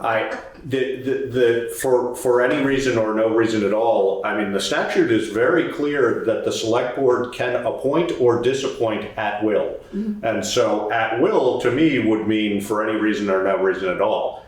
Is that right? Is that good? I'm not sure. But it is how the statute reads. And what the interpretation of at will is, I don't know. It implies that it's pretty loose and could that be translated to say at the whim of? Maybe. And that's not a good thing, but it is how the statute reads. Right. So. Mr. Fairman. Thank you, Madam Chair. So many points have been brought up. I'm going to address just two or three of them. First one, Select Person Alden raised the point of, so who is a public officer? It actually is quite simple. The town of Putney has employees. They are obvious. There are public officers. A public officer a public office is created and empowered by Vermont statute. Dillon's rule says that you cannot create any more public officers as a select board. So if you see it in the statute, it says that the person is, that the position is created and the person is empowered. That is a public officer. Then the third category is volunteers, which is what we're talking about here. Now, in that regard, I would like to second much of what the last member of the public who spoke said very eloquently. But there is, she's facing a problem, which is this. We're back again to the Vermont Supreme Court in Severson versus City of Burlington. I quote, "By using aggrieved as a descriptor of any person, the legislature communicates its intent to limit who can bring a suit, granting that right to only those whose rights were infringed upon by a violation of the open meeting law. And as I alluded to during your special meeting a week ago, I am such a person. In the legal sense, I have standing, and depending on how this turns out, I am authorized by the Vermont open meeting law to proceed to the courts." I'm simply quoting the law. I'm not in any way making any sort of statement about intent. Now, the outcome of this is going to address many of the concerns of that member of the public, because the basic problem is is the discussion of the appointment of volunteers to committees in executive session, which we have determined is a violation of the Vermont open meeting law, because in a public meeting, how our select board has approached these matters will be on display. And now addressing what Mr. Laughlin just said, in Severson versus City of Burlington, also the Supreme Court points out that the advantage of the Vermont open meeting law for select boards in this instance is that you can display the rationale for your decisions. Now, for no reason at all is not a rationale, and I would leave that at that. So basically, what we're down to here is employees. They're covered by statute, federal and state. Public officer, they're covered by state statute. We're dealing here only with volunteers for appointment to committees that are advisory and can only be advisory, as we discussed some time ago regarding the Equity and Inclusion Committee. That would have been nearly a year ago now. The question of Rescue Inc. has come up, and it's an interesting one because, of course, as your legal counsel has pointed out, a Rescue Inc. trustee is not a public officer. I'm going to quote an excerpt from a piece that I have written, which is now awaiting publication. Rescue Inc. administrators believe that they appoint these trustees. Some member town select boards believe that they do, because towns pay taxpayers' money to Rescue Inc. in advance for emergency medical services to be delivered when needed, and want to appoint trustees whose fiduciary duties are to their towns. Now, clearly, Rescue believes that they appoint the trustees because I have been invited, as I'm assuming some other people have, to their meeting on June 21st, where they're going to interview me and I assume the rest of us and decide whom to appoint. So this is, in a way, this is a gray area, but discussion of the appointment in an executive session was not a gray area, if I'm not confusing matters here. So basically, it's all quite clear. All you have to do is make sure that you do everything completely in the open, and that we don't find ourselves in a situation such as we're in here, where I received an email from the Director of Administration at Rescue Inc., which says we've received several applications. It turned out to be 3, only 2 of which were considered in an open meeting of the Town of Putney Select Board, which therefore was in violation of the Vermont Open Meeting Law. So it was stated at that time by the town manager that the 3rd one went through a back door, as the select board are not privy to this candidate. Well, there is no back door to the Vermont Open Meeting Law, and there is nothing in the Town of Putney Select Board, in the Town of Putney, to which the Town of Putney Select Board is not privy. So that's an issue that's going to have to be resolved. But certainly in the policy, I would suggest that you simply somehow indicate that an executive session is not allowed. I think I've gone on longer than I should have here. Apologies, and thank you. All right, thanks, Mr. Farron. I want to make a clarification. We talked, and I don't want to rehash last week's meeting because it's online and everyone can watch it. But we were very specific about the public officer in relation to Rescue Inc. only, because it was made clear to us that it's a nonprofit organization, and therefore we're not even appointing people to that position. We are basically recommending or endorsing someone to take that position. And furthermore, it seems that once you become a trustee, your loyalty lies with Rescue Inc., not the town that recommended you. So that was a very specific instance. We have not yet sussed out whether members to advisory committees are public officers or not. They're subject to open meeting law. They are required to, they're not allowed to act on their own capacity on behalf of the board. They are appointed to do a service for the town. So they're pretty much public officers. And the other piece to this is that, if, for instance, with the ARPA committee, we were evaluating the appointment of 3 public officers. So we absolutely were entitled to go into executive session, even though some of those people were not, were still members of the community. So I don't, and so that piece, I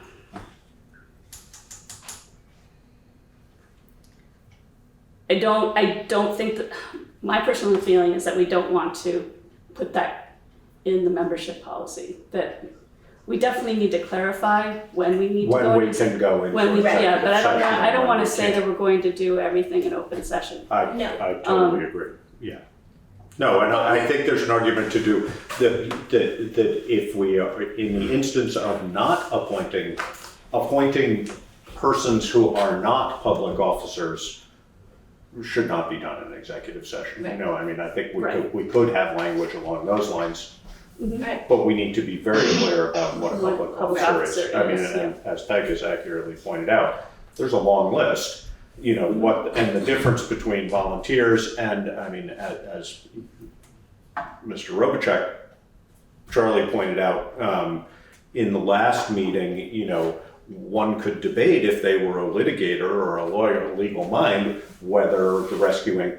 issue is a question of public officer or not. I was- As We're you not gonna are. go there. As you are. Yeah, let's So, not be exactly. negative. I Let's was not go back there. No, I Let's not know. go there. I was exploring it with Yeah. everybody. But my point being that this is very clear in one person's mind in one way, it's very clear in other ways in other people's minds, Yep. and that makes it very unclear. And when it's untested in the courts, et cetera, and I don't know enough to know for sure, but for 5 lay people sitting, yes, we're select board members, but we're not all lawyers, we're not practicing this type of law, et cetera, it's not that clear.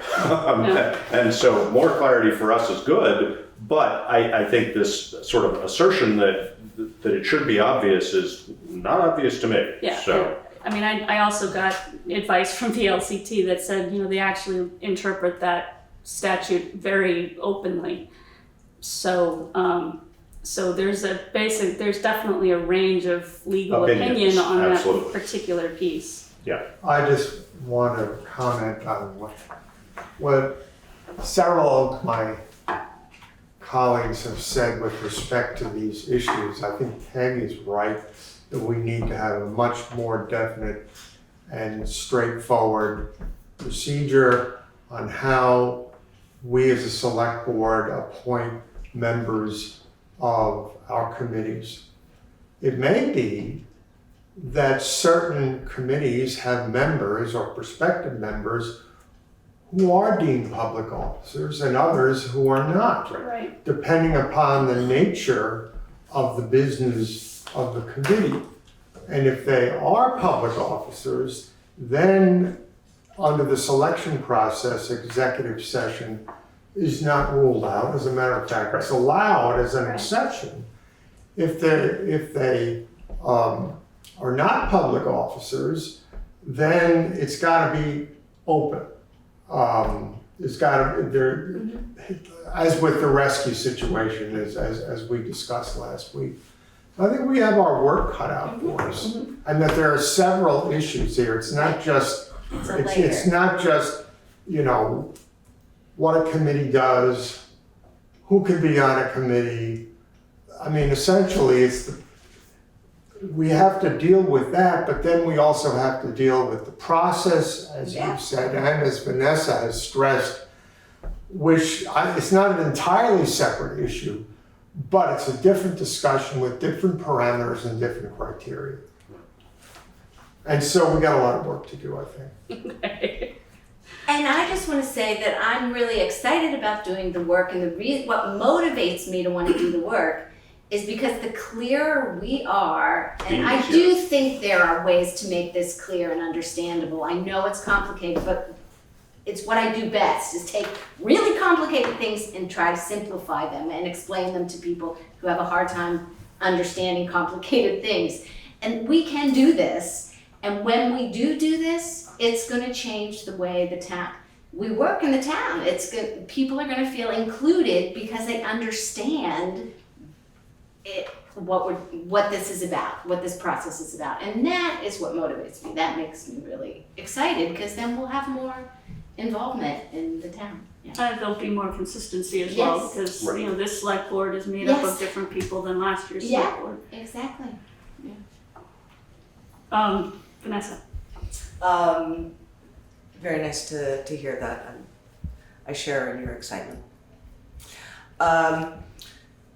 Real quick, one, it may be that because like the planning commission shares or is kind of dependent on the select board rules of procedure and everything else, but for myself, you know, as in the planning commission, what I am reading about my, you know, rules of procedure that I'm supposed to follow, it says that I'm a public officer. You are. You are. Planning commission definitely is. Yeah. Right. So that's what Eileen was referring to when she was talking about the ARPA funds. But so is that this idea, I think it was Mr. Fairman had said, you know, there are volunteers, and that all of these commissions and groups are volunteer. I think that, you know, I'm just saying, I don't think that's. And he was clear that an advisory committee is, in theory, all volunteers, but they're not. when there's crossover between different committees, then they aren't necessarily, you know, So anyway, but that regardless, open meeting law, the spirit of it, which is that there was actually just something that came up. It was from VLCT. Yeah, VLCT. Open meeting law clearly emphasizes the openness of and accessibility to government. The open meeting law and its requirements are meant to empower the public to play an effective role as not only an active participant in government, but also a check on it as well. And I think that a lot of that gets lost in this process. That, you know, I'm certainly not alone in feeling shut out from town governance. There has not been a single meeting that I haven't received texts, phone calls, and emails from at least one person every single meeting saying, I've been silenced, I've been dismissed, I'm not heard, I can't watch this anymore. It's really alarming. I shouldn't be getting any emails and calls like that. And to get one every single time by residents who feel like they have no voice in town hall and in, you know, their own governance is really alarming. So what I'm getting at is whatever you come up with in terms of your policies and procedures, please have the spirit of open meeting law, of participation, of equity and diversity in that participation first and foremost.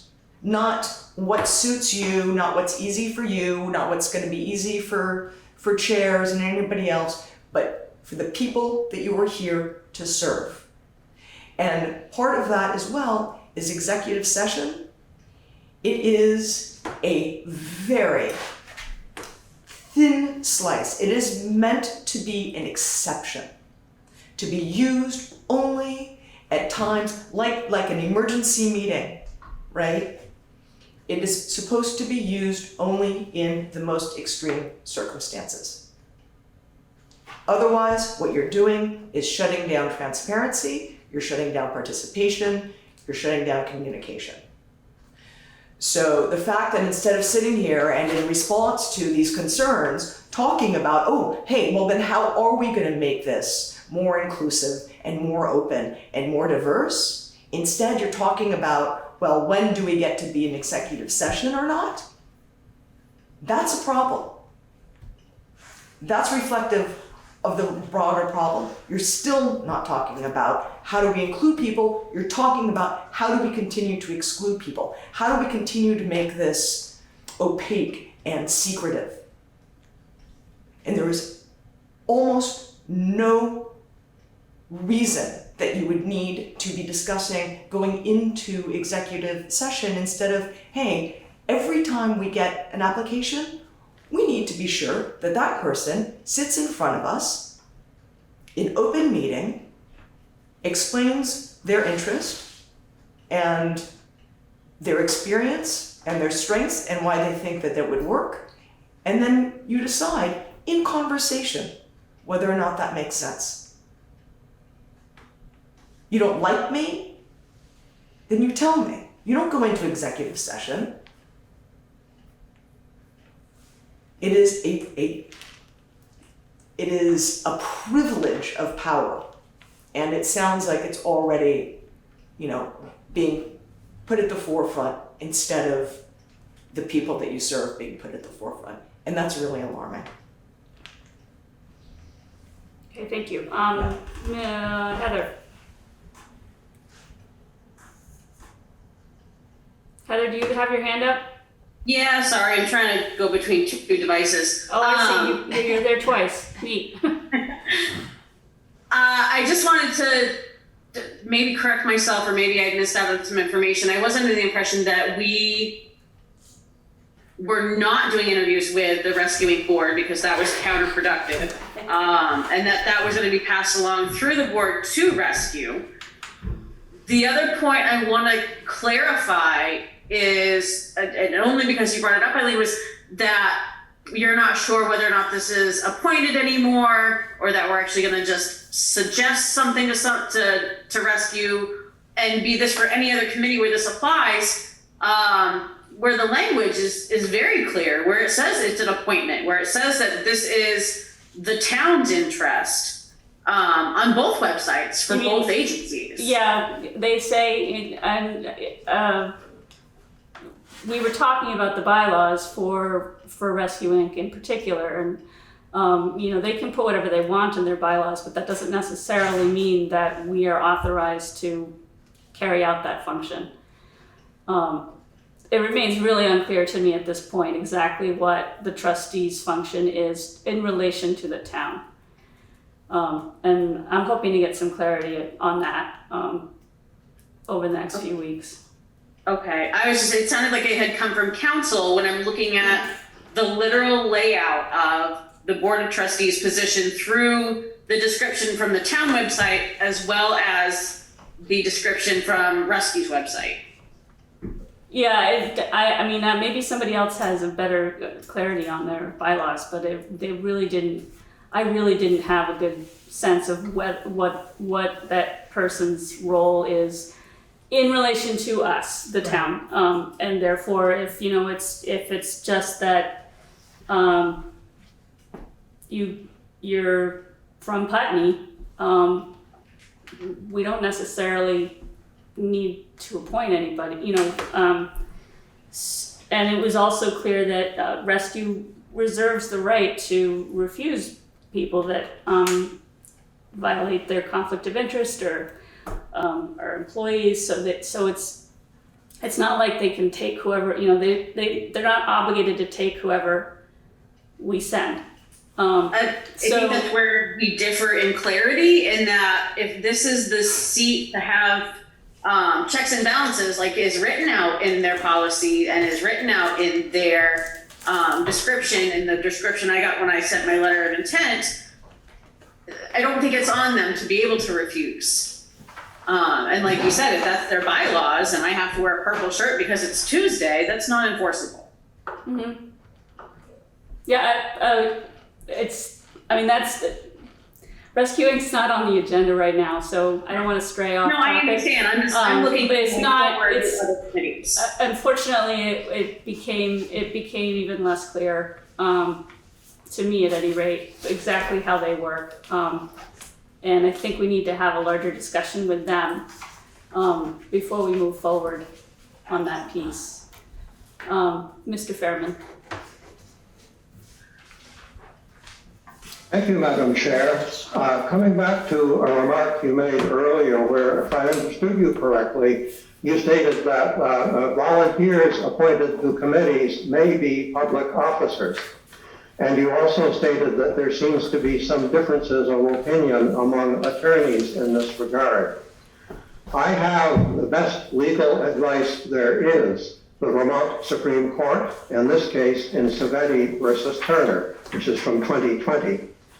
Quote, officers wield sovereign power of the municipality, which they define as, quote, an authority conferred by law. So from now on, whenever the Town of Putney Select Board asserts that they are appointing someone to a committee who is a public officer, I shall ask that you cite the Vermont statute under which you are asserting that that person is a public officer. And if you are unable to do so, we certainly will have an action under the Vermont Open Meeting Law, because as I say, no one can have better legal advice than the Vermont Supreme Court in a very recent opinion. Thank you. Okay, thank you. Is there further discussion on the board? Is there more public comment in the room?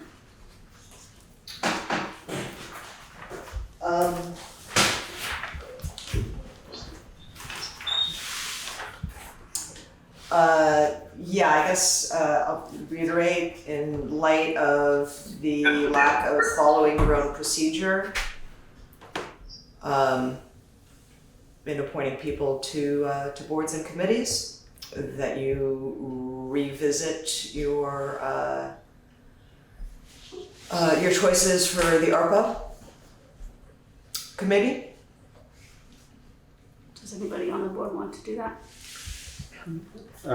Certainly not right now, because we haven't. I'm not asking that you do it tonight. Right, yeah. I'm asking that you reopen that committee at least. It's the most recent, and clearly procedure was not followed, and there are some real issues around diversity and concentration of power.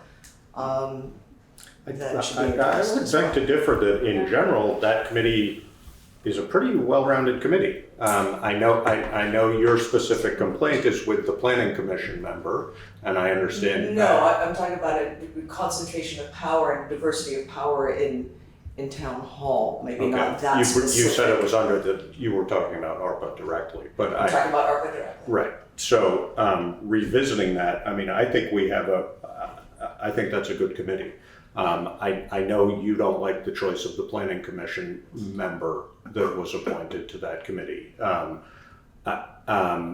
don't know whether, I think that's a board conversation, whether we want to revisit that or not, but I think the assertion that it's a consolidation of power when there's 7 people on that committee, most of whom don't serve on any other committees. Right, but you have a member that, from the planning commission that you decided to put on the board even after he was clear that he was not interested in serving, and who is already in a position of control on at least 3 other committees and boards. So concentration of power means that a single person is now a chair of at least 2, a board and commission, possibly now a 3rd committee, and is a member of a 4th.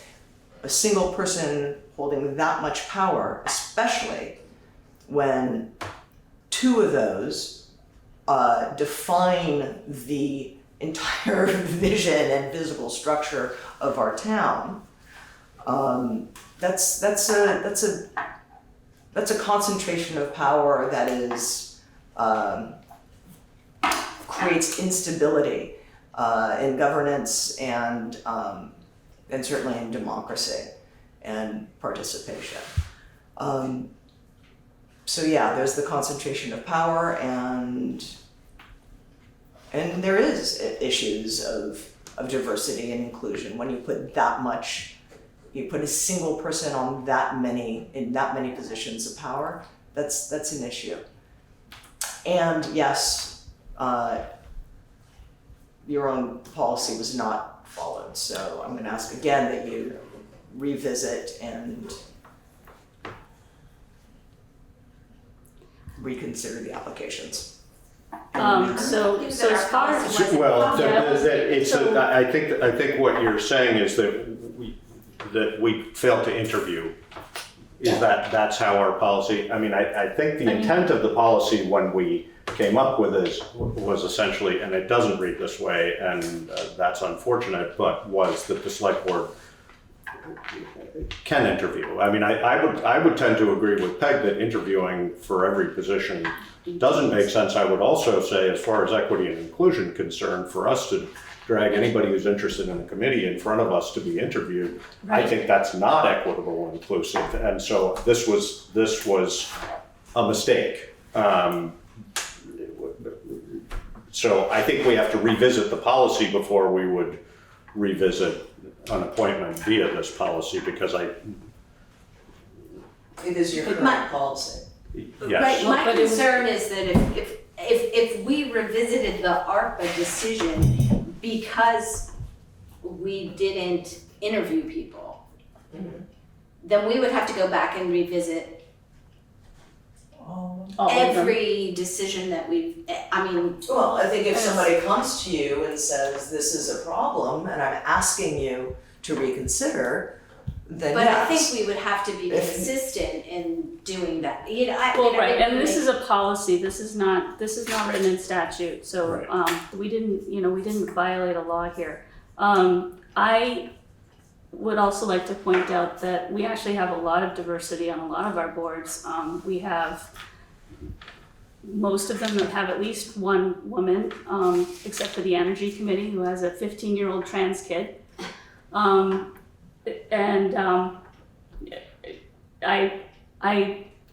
would also like to point out that the reason that we are supposed to reorg every year is that we don't want to have a concentration of power, and that's on the members of the board. So the fact that the same person is the chair of the Planning Commission or the DRB or the Affordable Housing Committee or any of those, that's incumbent upon the board to change that position. Not the select board, And the individual board.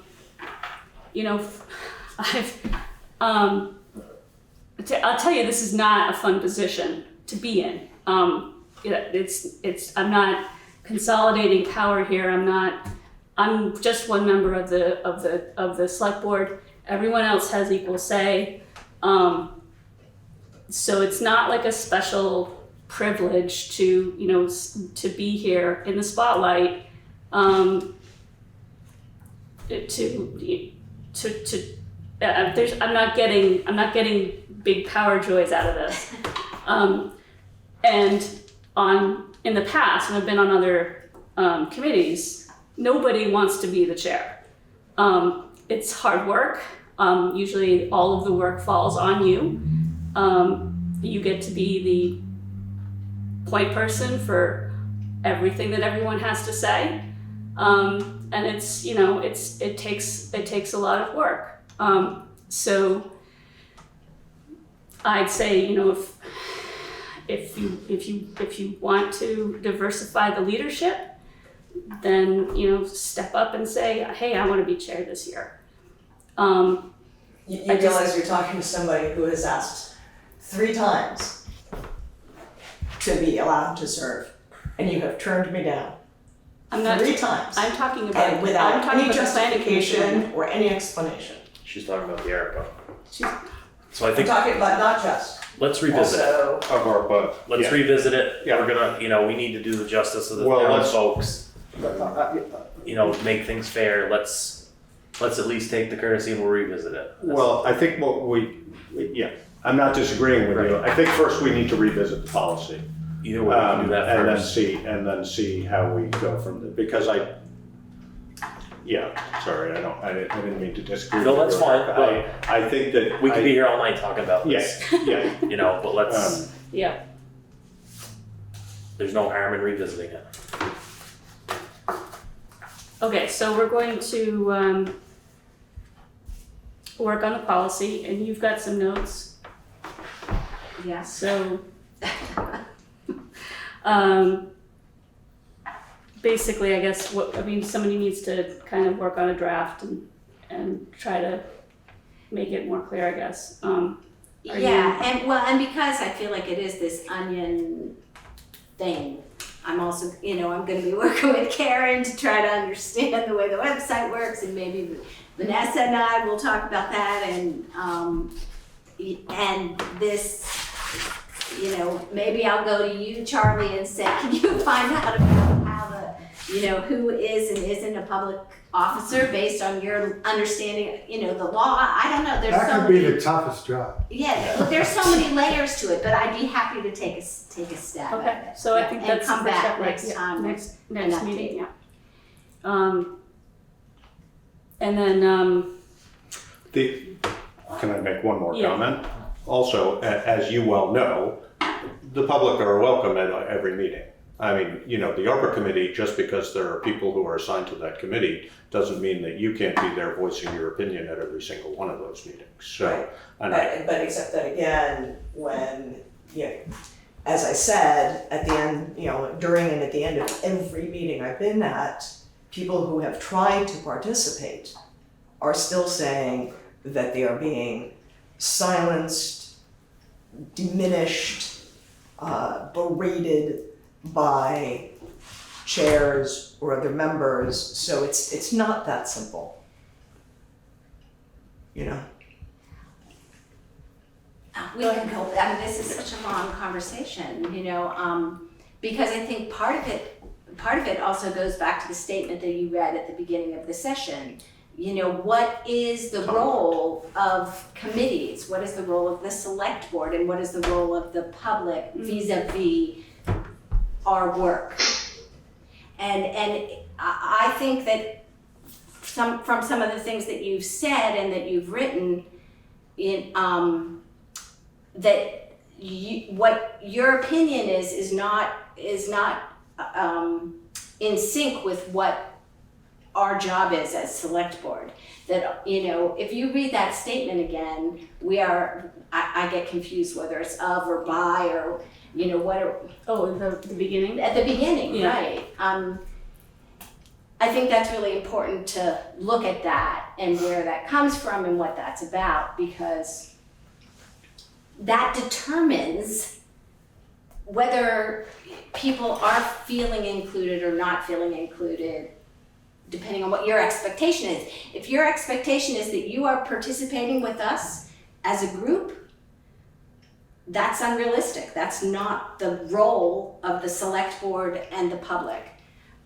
Our role is to make decisions as a group and to hear ideas, to hear feedback, but it is not to engage you as a full member in this discussion.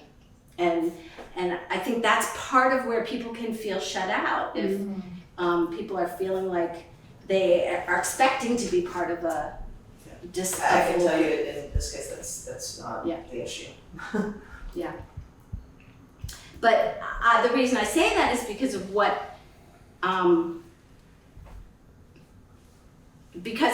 anyways, whatever. I think that's part of what can make people feel shut up.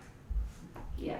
And I think people in general, the public should understand that, what the relationship is between the select board and the public. And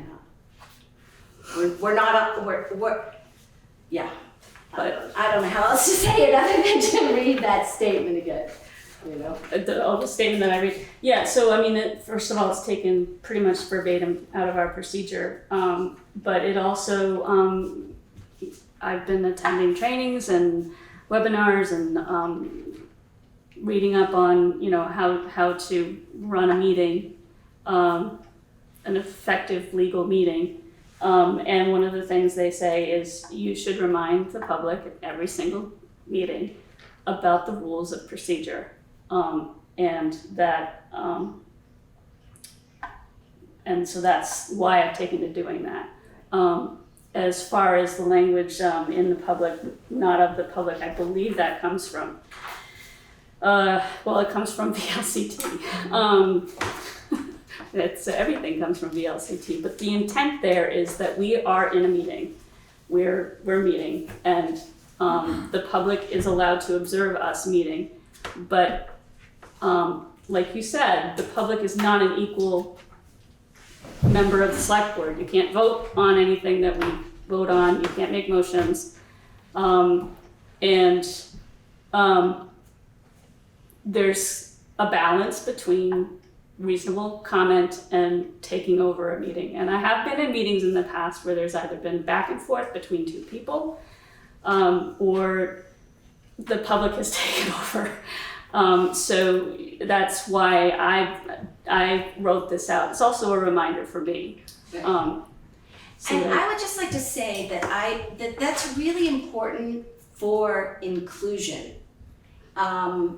That it can feel like it's exclusionary to people, but it is actually, it means that more people in the community get to participate than just the people who are able to be here at this meeting, that have the time to be able to come to a meeting and present their thoughts and write things to us that people voted for. People vote to. I feel like we're representing the community. I feel like doing that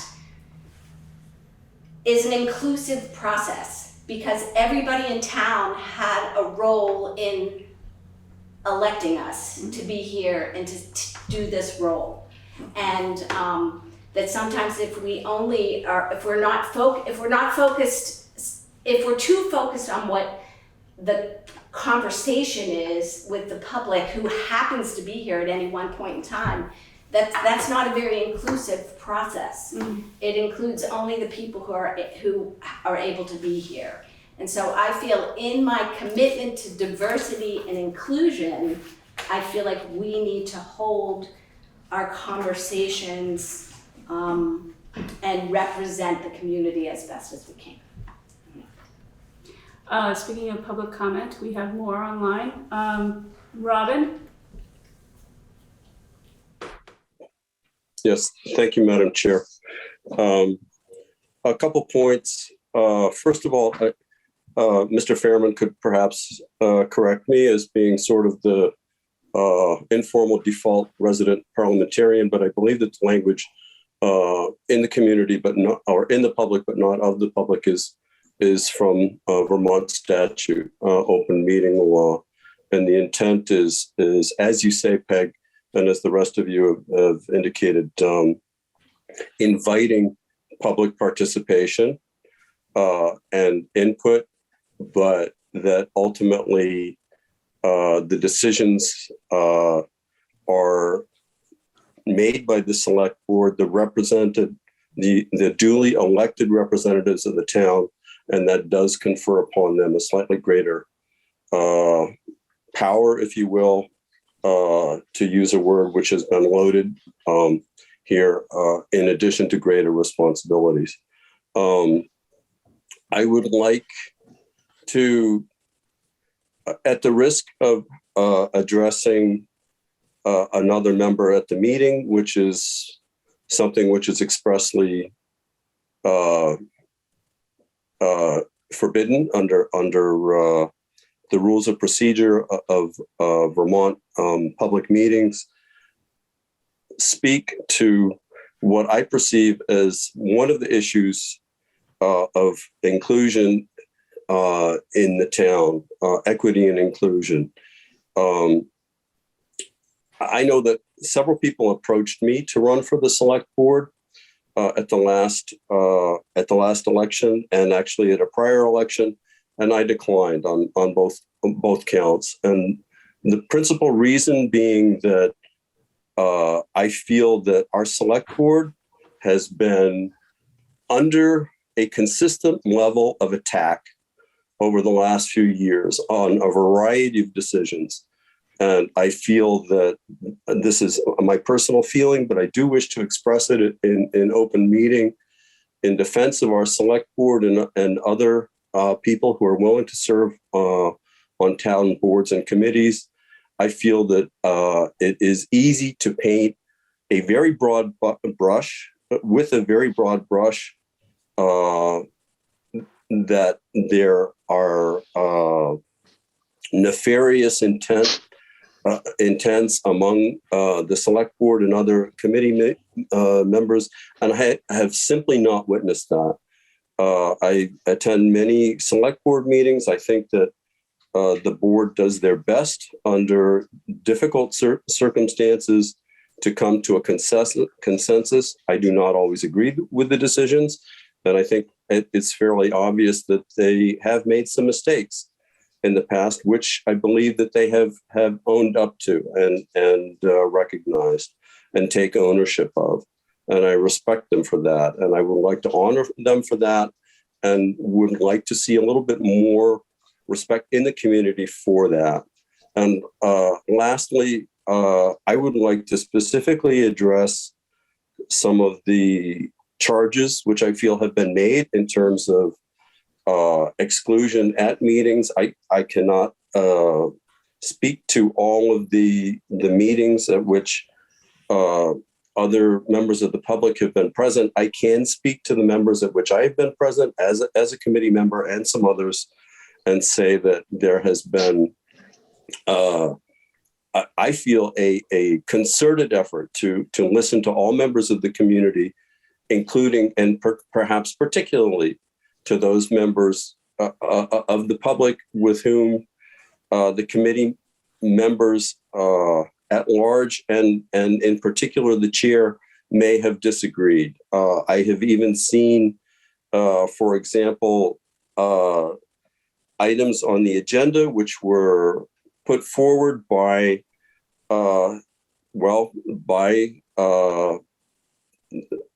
members of the public who were then unable to present their ideas, being presented as ably as they possibly could have been by the chair of the committee. I'm specifically speaking of the Planning Commission, and I felt very ably presented, despite the fact that the chair did not agree with them. In the absence of the person who wished to have them on the agenda. I believe that is very inclusionary. I believe that it's a personal policy which does honor to the town and to the members of the public whom we all wish to serve, by attempting to represent their views as broadly and as clearly as possible. And I just wish to have that on record as being, in contrast to some of the other views which have been presented tonight. I simply do not see the effort to acquire an indiscriminate power on the part of the select board or other committees in this town. Thank you. Thank you, Alan. Mr. Berman. Thank you, Madam Chair. As I often do at meetings, want to congratulate you for another substantive and civil discussion.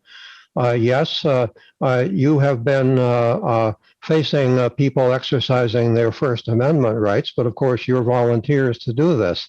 And having served on a board and in, I can assure you, much more contentious situations than you've ever faced here, I know how it is to be on your side of the table. And yes, I do sympathize, but only to a certain extent, because you are volunteers, as I was a volunteer.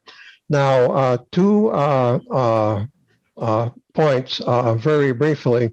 The first one, which we will be getting into at some other time, the question came up of the statement that is read at the beginning of of your meetings. You have copied it from the Vermont League of Cities and Towns Model Rules of Procedure for Municipal Bodies dated June 2016, which is a fill-in-the-blanks rules of procedure. You have a number of possibilities here. The only problem with it is it was written three years before the Vermont Supreme Court in Severson versus City of Burlington. And at some other time, we will be going into how your opening statement at meetings is actually a violation of the Vermont Open Meeting Law.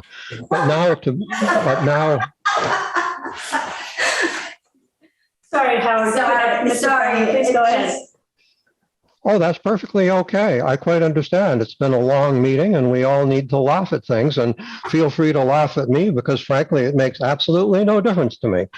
So now to the second point and to business. The Vermont Open Meeting Law says that, well, first, for the record, it was May 25th when you acknowledged a violation of the Vermont Open Meeting Law. The Vermont Open Meeting Law states that you have 14 calendar days to cure the violation, part of which is ensuring that it doesn't happen again. So you actually have until a week from today, June 8th. Now, as you have said, it is really hard being a select person, and I am quite willing to say, let us not focus on having a special meeting next week.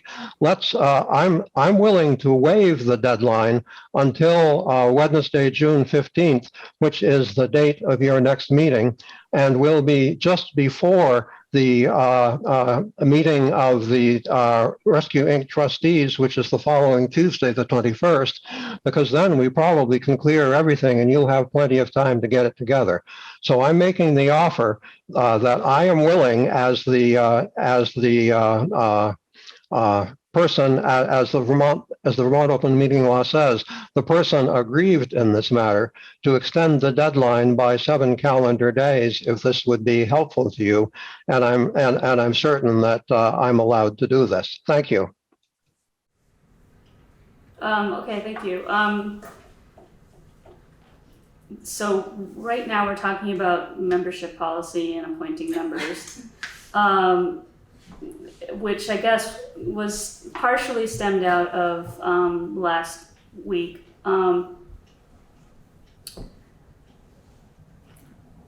The cure, the 14 days is about the cure, and the cure, there was no action taken, so there is no cure.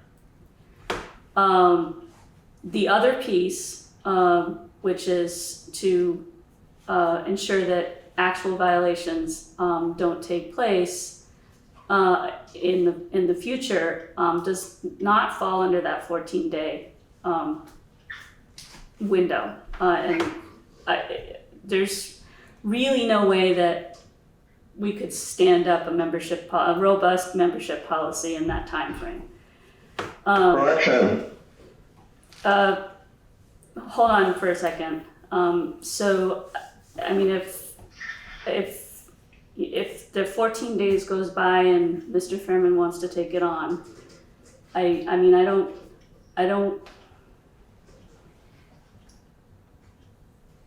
don't feel like we should be, for lack of a better word, held hostage by one public member's opinion about how the process works and whether our decisions were viable or not.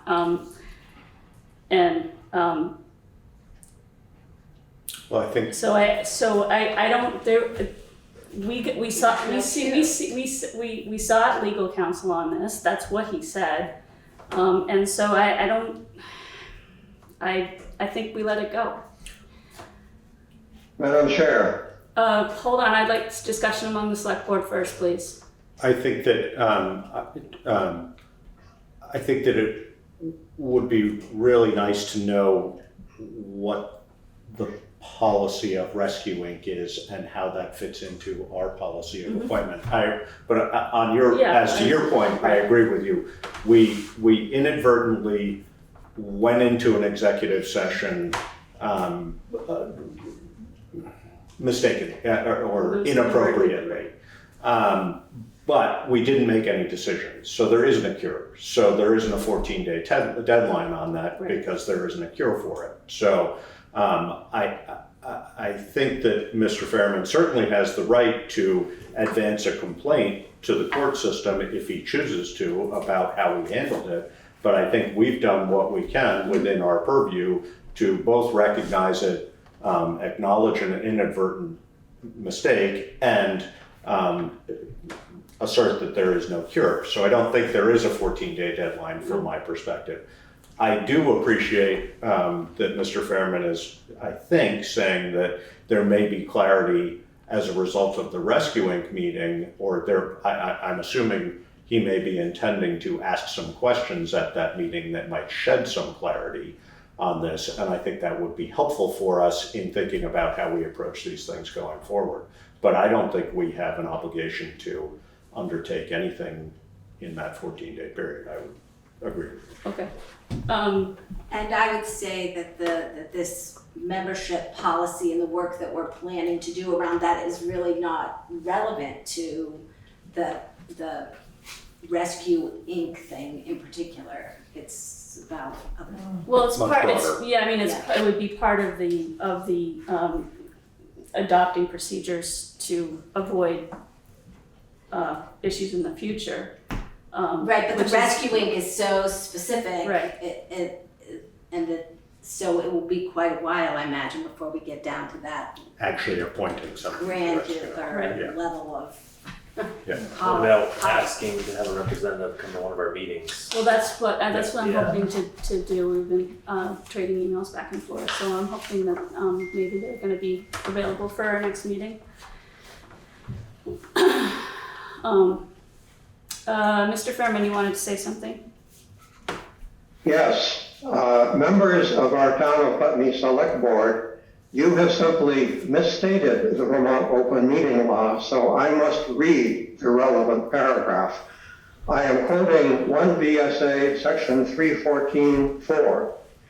Within 14 days after a public body acknowledges a violation under subdivision 2A of this subsection, which you have done, the public body shall cure the violation at an open meeting law by A, either ratifying or declaring as void any action taken at or resulting from, and the key one here is an executive session or portion thereof not authorized under subdivisions 313A 1 through 10 of this title, which you have acknowledged.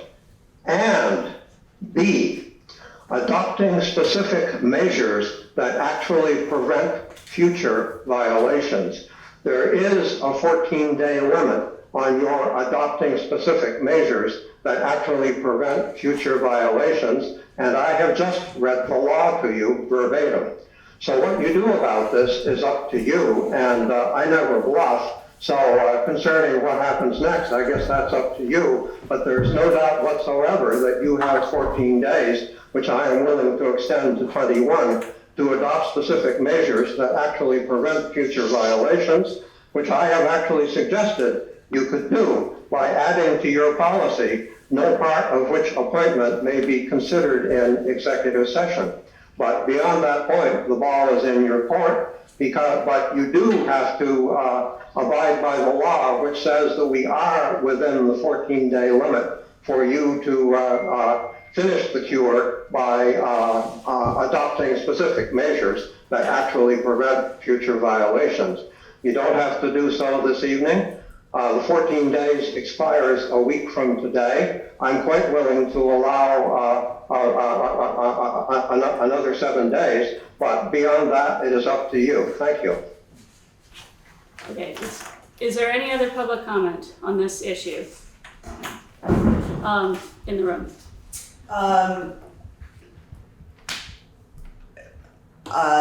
If he's correct and what he just read does sound pretty straightforward. Just a suggestion that since there were also 2 recent violations of the conflict of interest recusal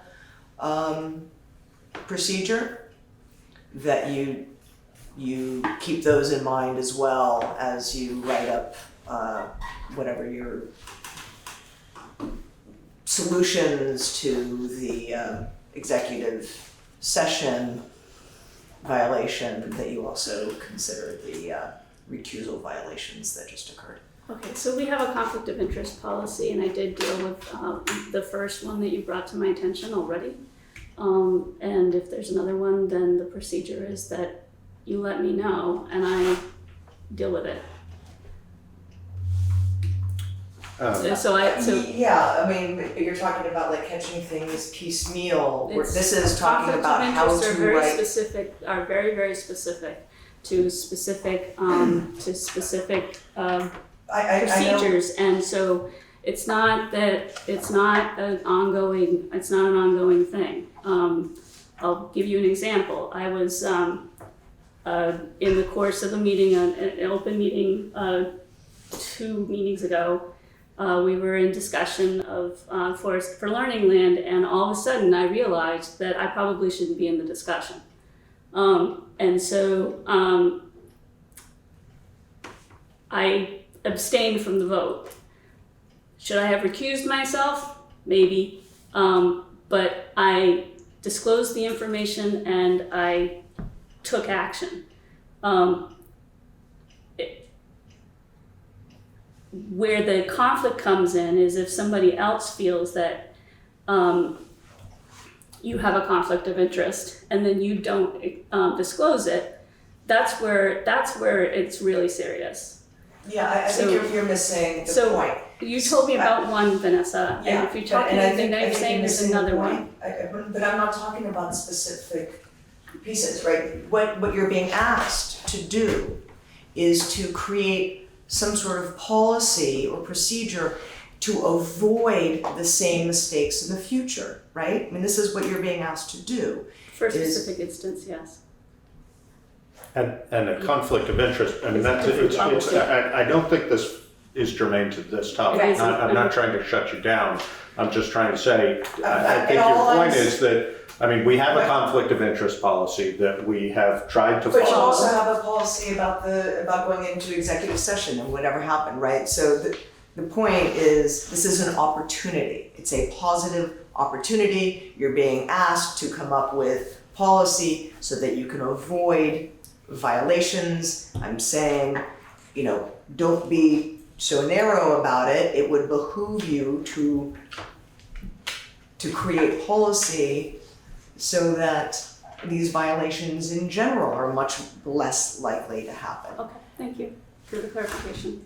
I wonder, back to the very specifics of what we're dealing with here.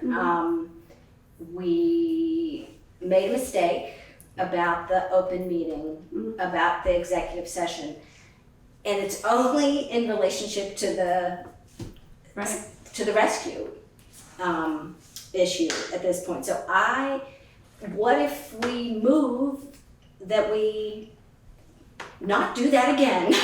But can we make a movement that we will not go into, we will just have any discussion about assignment to a representative to rescue will be done in open meeting, and we minute that and we've cured it. Well, let's keep away from the word cure. I'm sorry. Cure is about the action, not the. Okay, Right. whatever the So second. come up with policy related. I was thinking sort of along the very specific policy related to this very particular, executives using executive session to discuss a representative to rescue. So I think we could do that, and that's perhaps the easiest and simplest way to do it. We could also make a motion to never breach open meeting law again by talking about a appointment of somebody who is not a public officer in executive session. Right. However, do that, but we don't know what the answer to that is yet. That's statutory, exactly. Right. So I worry with rescuing that if we made that policy, Peg, and I agree, I'm trying to think in the same vein. But we honestly, Mr. Fairman is sure that this is not a public officer are of the opinion of legal counsel is it's not a public officer, but that's been questioned in open meeting by one of our members. And honestly, I don't feel like that has been answered appropriately, because if there's fiduciary responsibility and we are appointing that person, is it a public officer? Until we know the answer to that. Oh, I thought we resolved the I answer was to that. I was exploring that issue. No, I know, I mean, it wasn't asked of council specifically that, because of this relationship that you were referring to. You know, I mean, I think, honestly, I think Charlie and Larry should have a conversation about that. And if you agree with him that in fact it is not, I mean, I understand the argument as to why it's not blanking out even with the term public officer. I understand the explanation of that, but I also understand that there's a compelling reason to think that maybe that doesn't apply in this situation. So, Okay, how about you talk to the lawyer between now and the next meeting, and we put this on the agenda for the next meeting, and Well, we what decide do what you to do. specifically want me to ask? You We want you to solve the whole public officer thing. And So you this had- one position. You had suggested that it was a possibility that because of the nature of the relationship of that person that we might appoint to the rescuing board, that in fact they were a public officer. Right.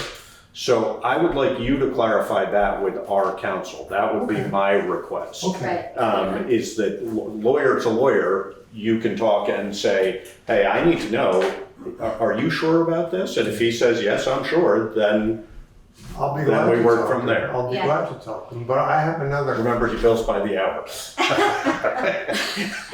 I don't. I used to. Poor I Karen's just- going like, I'd like to ask just one other question, sort of related to that. If I'm going to have a discussion with Larry, maybe I also ought to discuss with him one of the things we've been talking about in the last 10 minutes or so, and that is this cure and his 14 word days, and the right. 14 days. Right. I think maybe where Howard is going here is that what his challenge was to the fact that we went into executive Yes. discussion to Yes. discuss potential candidates. To me, that may be different from the fact that we didn't make a decision. In other words, the alleged violation was that the context of the consideration to make a decision was wrong. yeah, But the fact that we didn't make a decision doesn't necessarily mean that the violation did not occur. I think we all agree Well, on right, that. but And there I was- think right. Mr. My Fairman. So- wife wants to know where I am. I'm sure that's what this is going on. I'll find out. But the action piece, and Larry Sisson was clear that since there was no action, no cure was necessary. No cure. And then, I mean, I don't have, and I guess I don't want to rehash We got this that last week's in meeting, but, Okay, I'll be right there.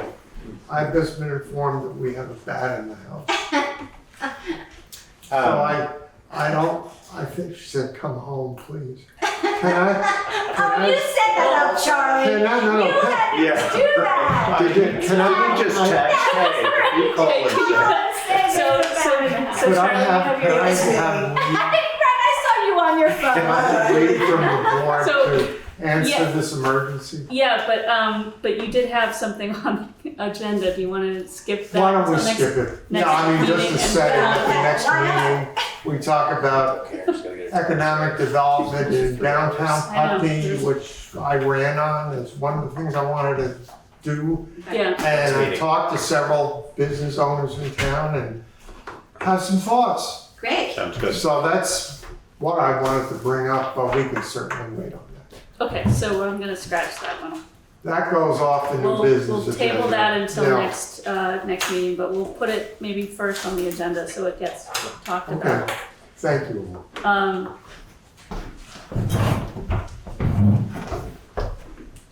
Have we come to some kind of decision on as to what we plan on doing on this? I mean, I don't see how we can ever change, I think at the next meeting, we vote to make a change to Very whatever. specific. Exactly, Yeah, yeah, I would Yeah. agree. So that, for example, we either agree to never discuss the appointment to Rescue Inc. in executive session, or we, again, as I suggested more broadly, we could say that we never breach open meeting law to. Never breach open meeting law. We're sorry. I mean, if we have to take a specific action, then what is that action? Because we can't There's no way that we possibly- can write a Exactly. policy in this time. and it's been pointed out several times that this policy is not very robust and we don't follow it, so I don't and want it to doesn't add have anything anything. to do with it. Right, it also Okay. has nothing to Yeah. do with an advisory committee, I mean. So can I make a so- suggestion for the agenda item for next time, is that we have an agenda item about talking about rewriting that policy, then we could all agree that the policy would be rewritten Mhm. and vote on that, and that would be a specific action to address Okay. this particular. Okay, did you get that down? Okay. Policy. I wrote talking about, and that's all as far as I got. Next meeting, I have all kinds of things for you. I'll bet, yeah. Okay, is there further discussion among the board? Is there public comment online? Is there public comment in the room? Again, kind of in the spirit of avoiding these kinds of violations, I think over and over, it's participation and transparency and a willingness to allow discussion goes a long way. I had asked several times, months ago, for open discussions of your conflicts of interest policies, and was refused every time I asked for a simple conversation, a discussion. For what reason, I don't know. But that's the kind of thing where, at least if that discussion had been allowed, then you have members of your committees, of the board, that might actually have reviewed those policies. You may not have, you wouldn't be in this position of not realizing that you couldn't have gone into executive session, wouldn't have, had these violations of recusal, because at least there's transparency and there's discussion. So that might be one of the things to consider as you're writing policy, is to not refuse open discussion. And that, yes, you have your jobs, but you are also here to reflect and represent town residents. And if town residents feel like things like conflict of interest policy should be discussed, then, unless you have a really, really good justification for not allowing it, those things should be on the agenda and those discussions should happen. Okay. And when you Thank you. don't So- allow discussion, then you end up with violations. So to clarify, I don't remember the specific instance, but there were different reasons. One, at some times we'd already warned the agenda, and I do remember that every time we've had this discussion, I've invited you to come to the meeting and raise your concerns in open, No, in public that comments. is untrue. Well, we can rehash the emails again, but that's my memory of it. And if I didn't do that, then I apologize. But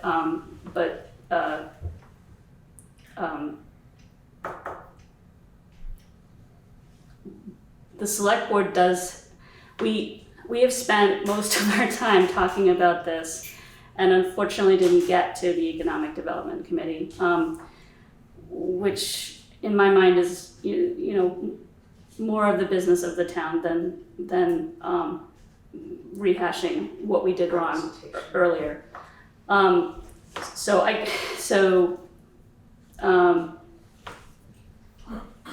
think, I think I need to be more clear about exactly what you're asking, because a lot of times it's been completely unclear to me what was the actual issue to put on the agenda. So that's on me.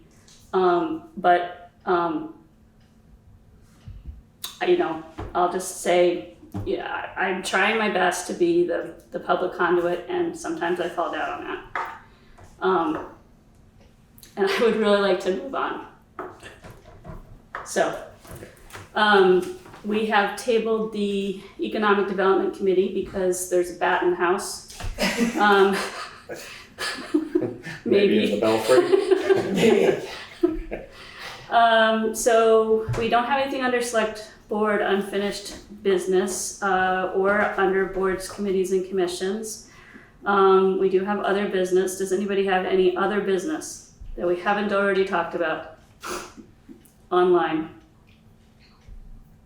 in the room, on the select board? Okay, executive session. Do we need an executive session? Absolutely not. Okay, so the next meeting date is June 15th, 2022 at 5:30 p.m.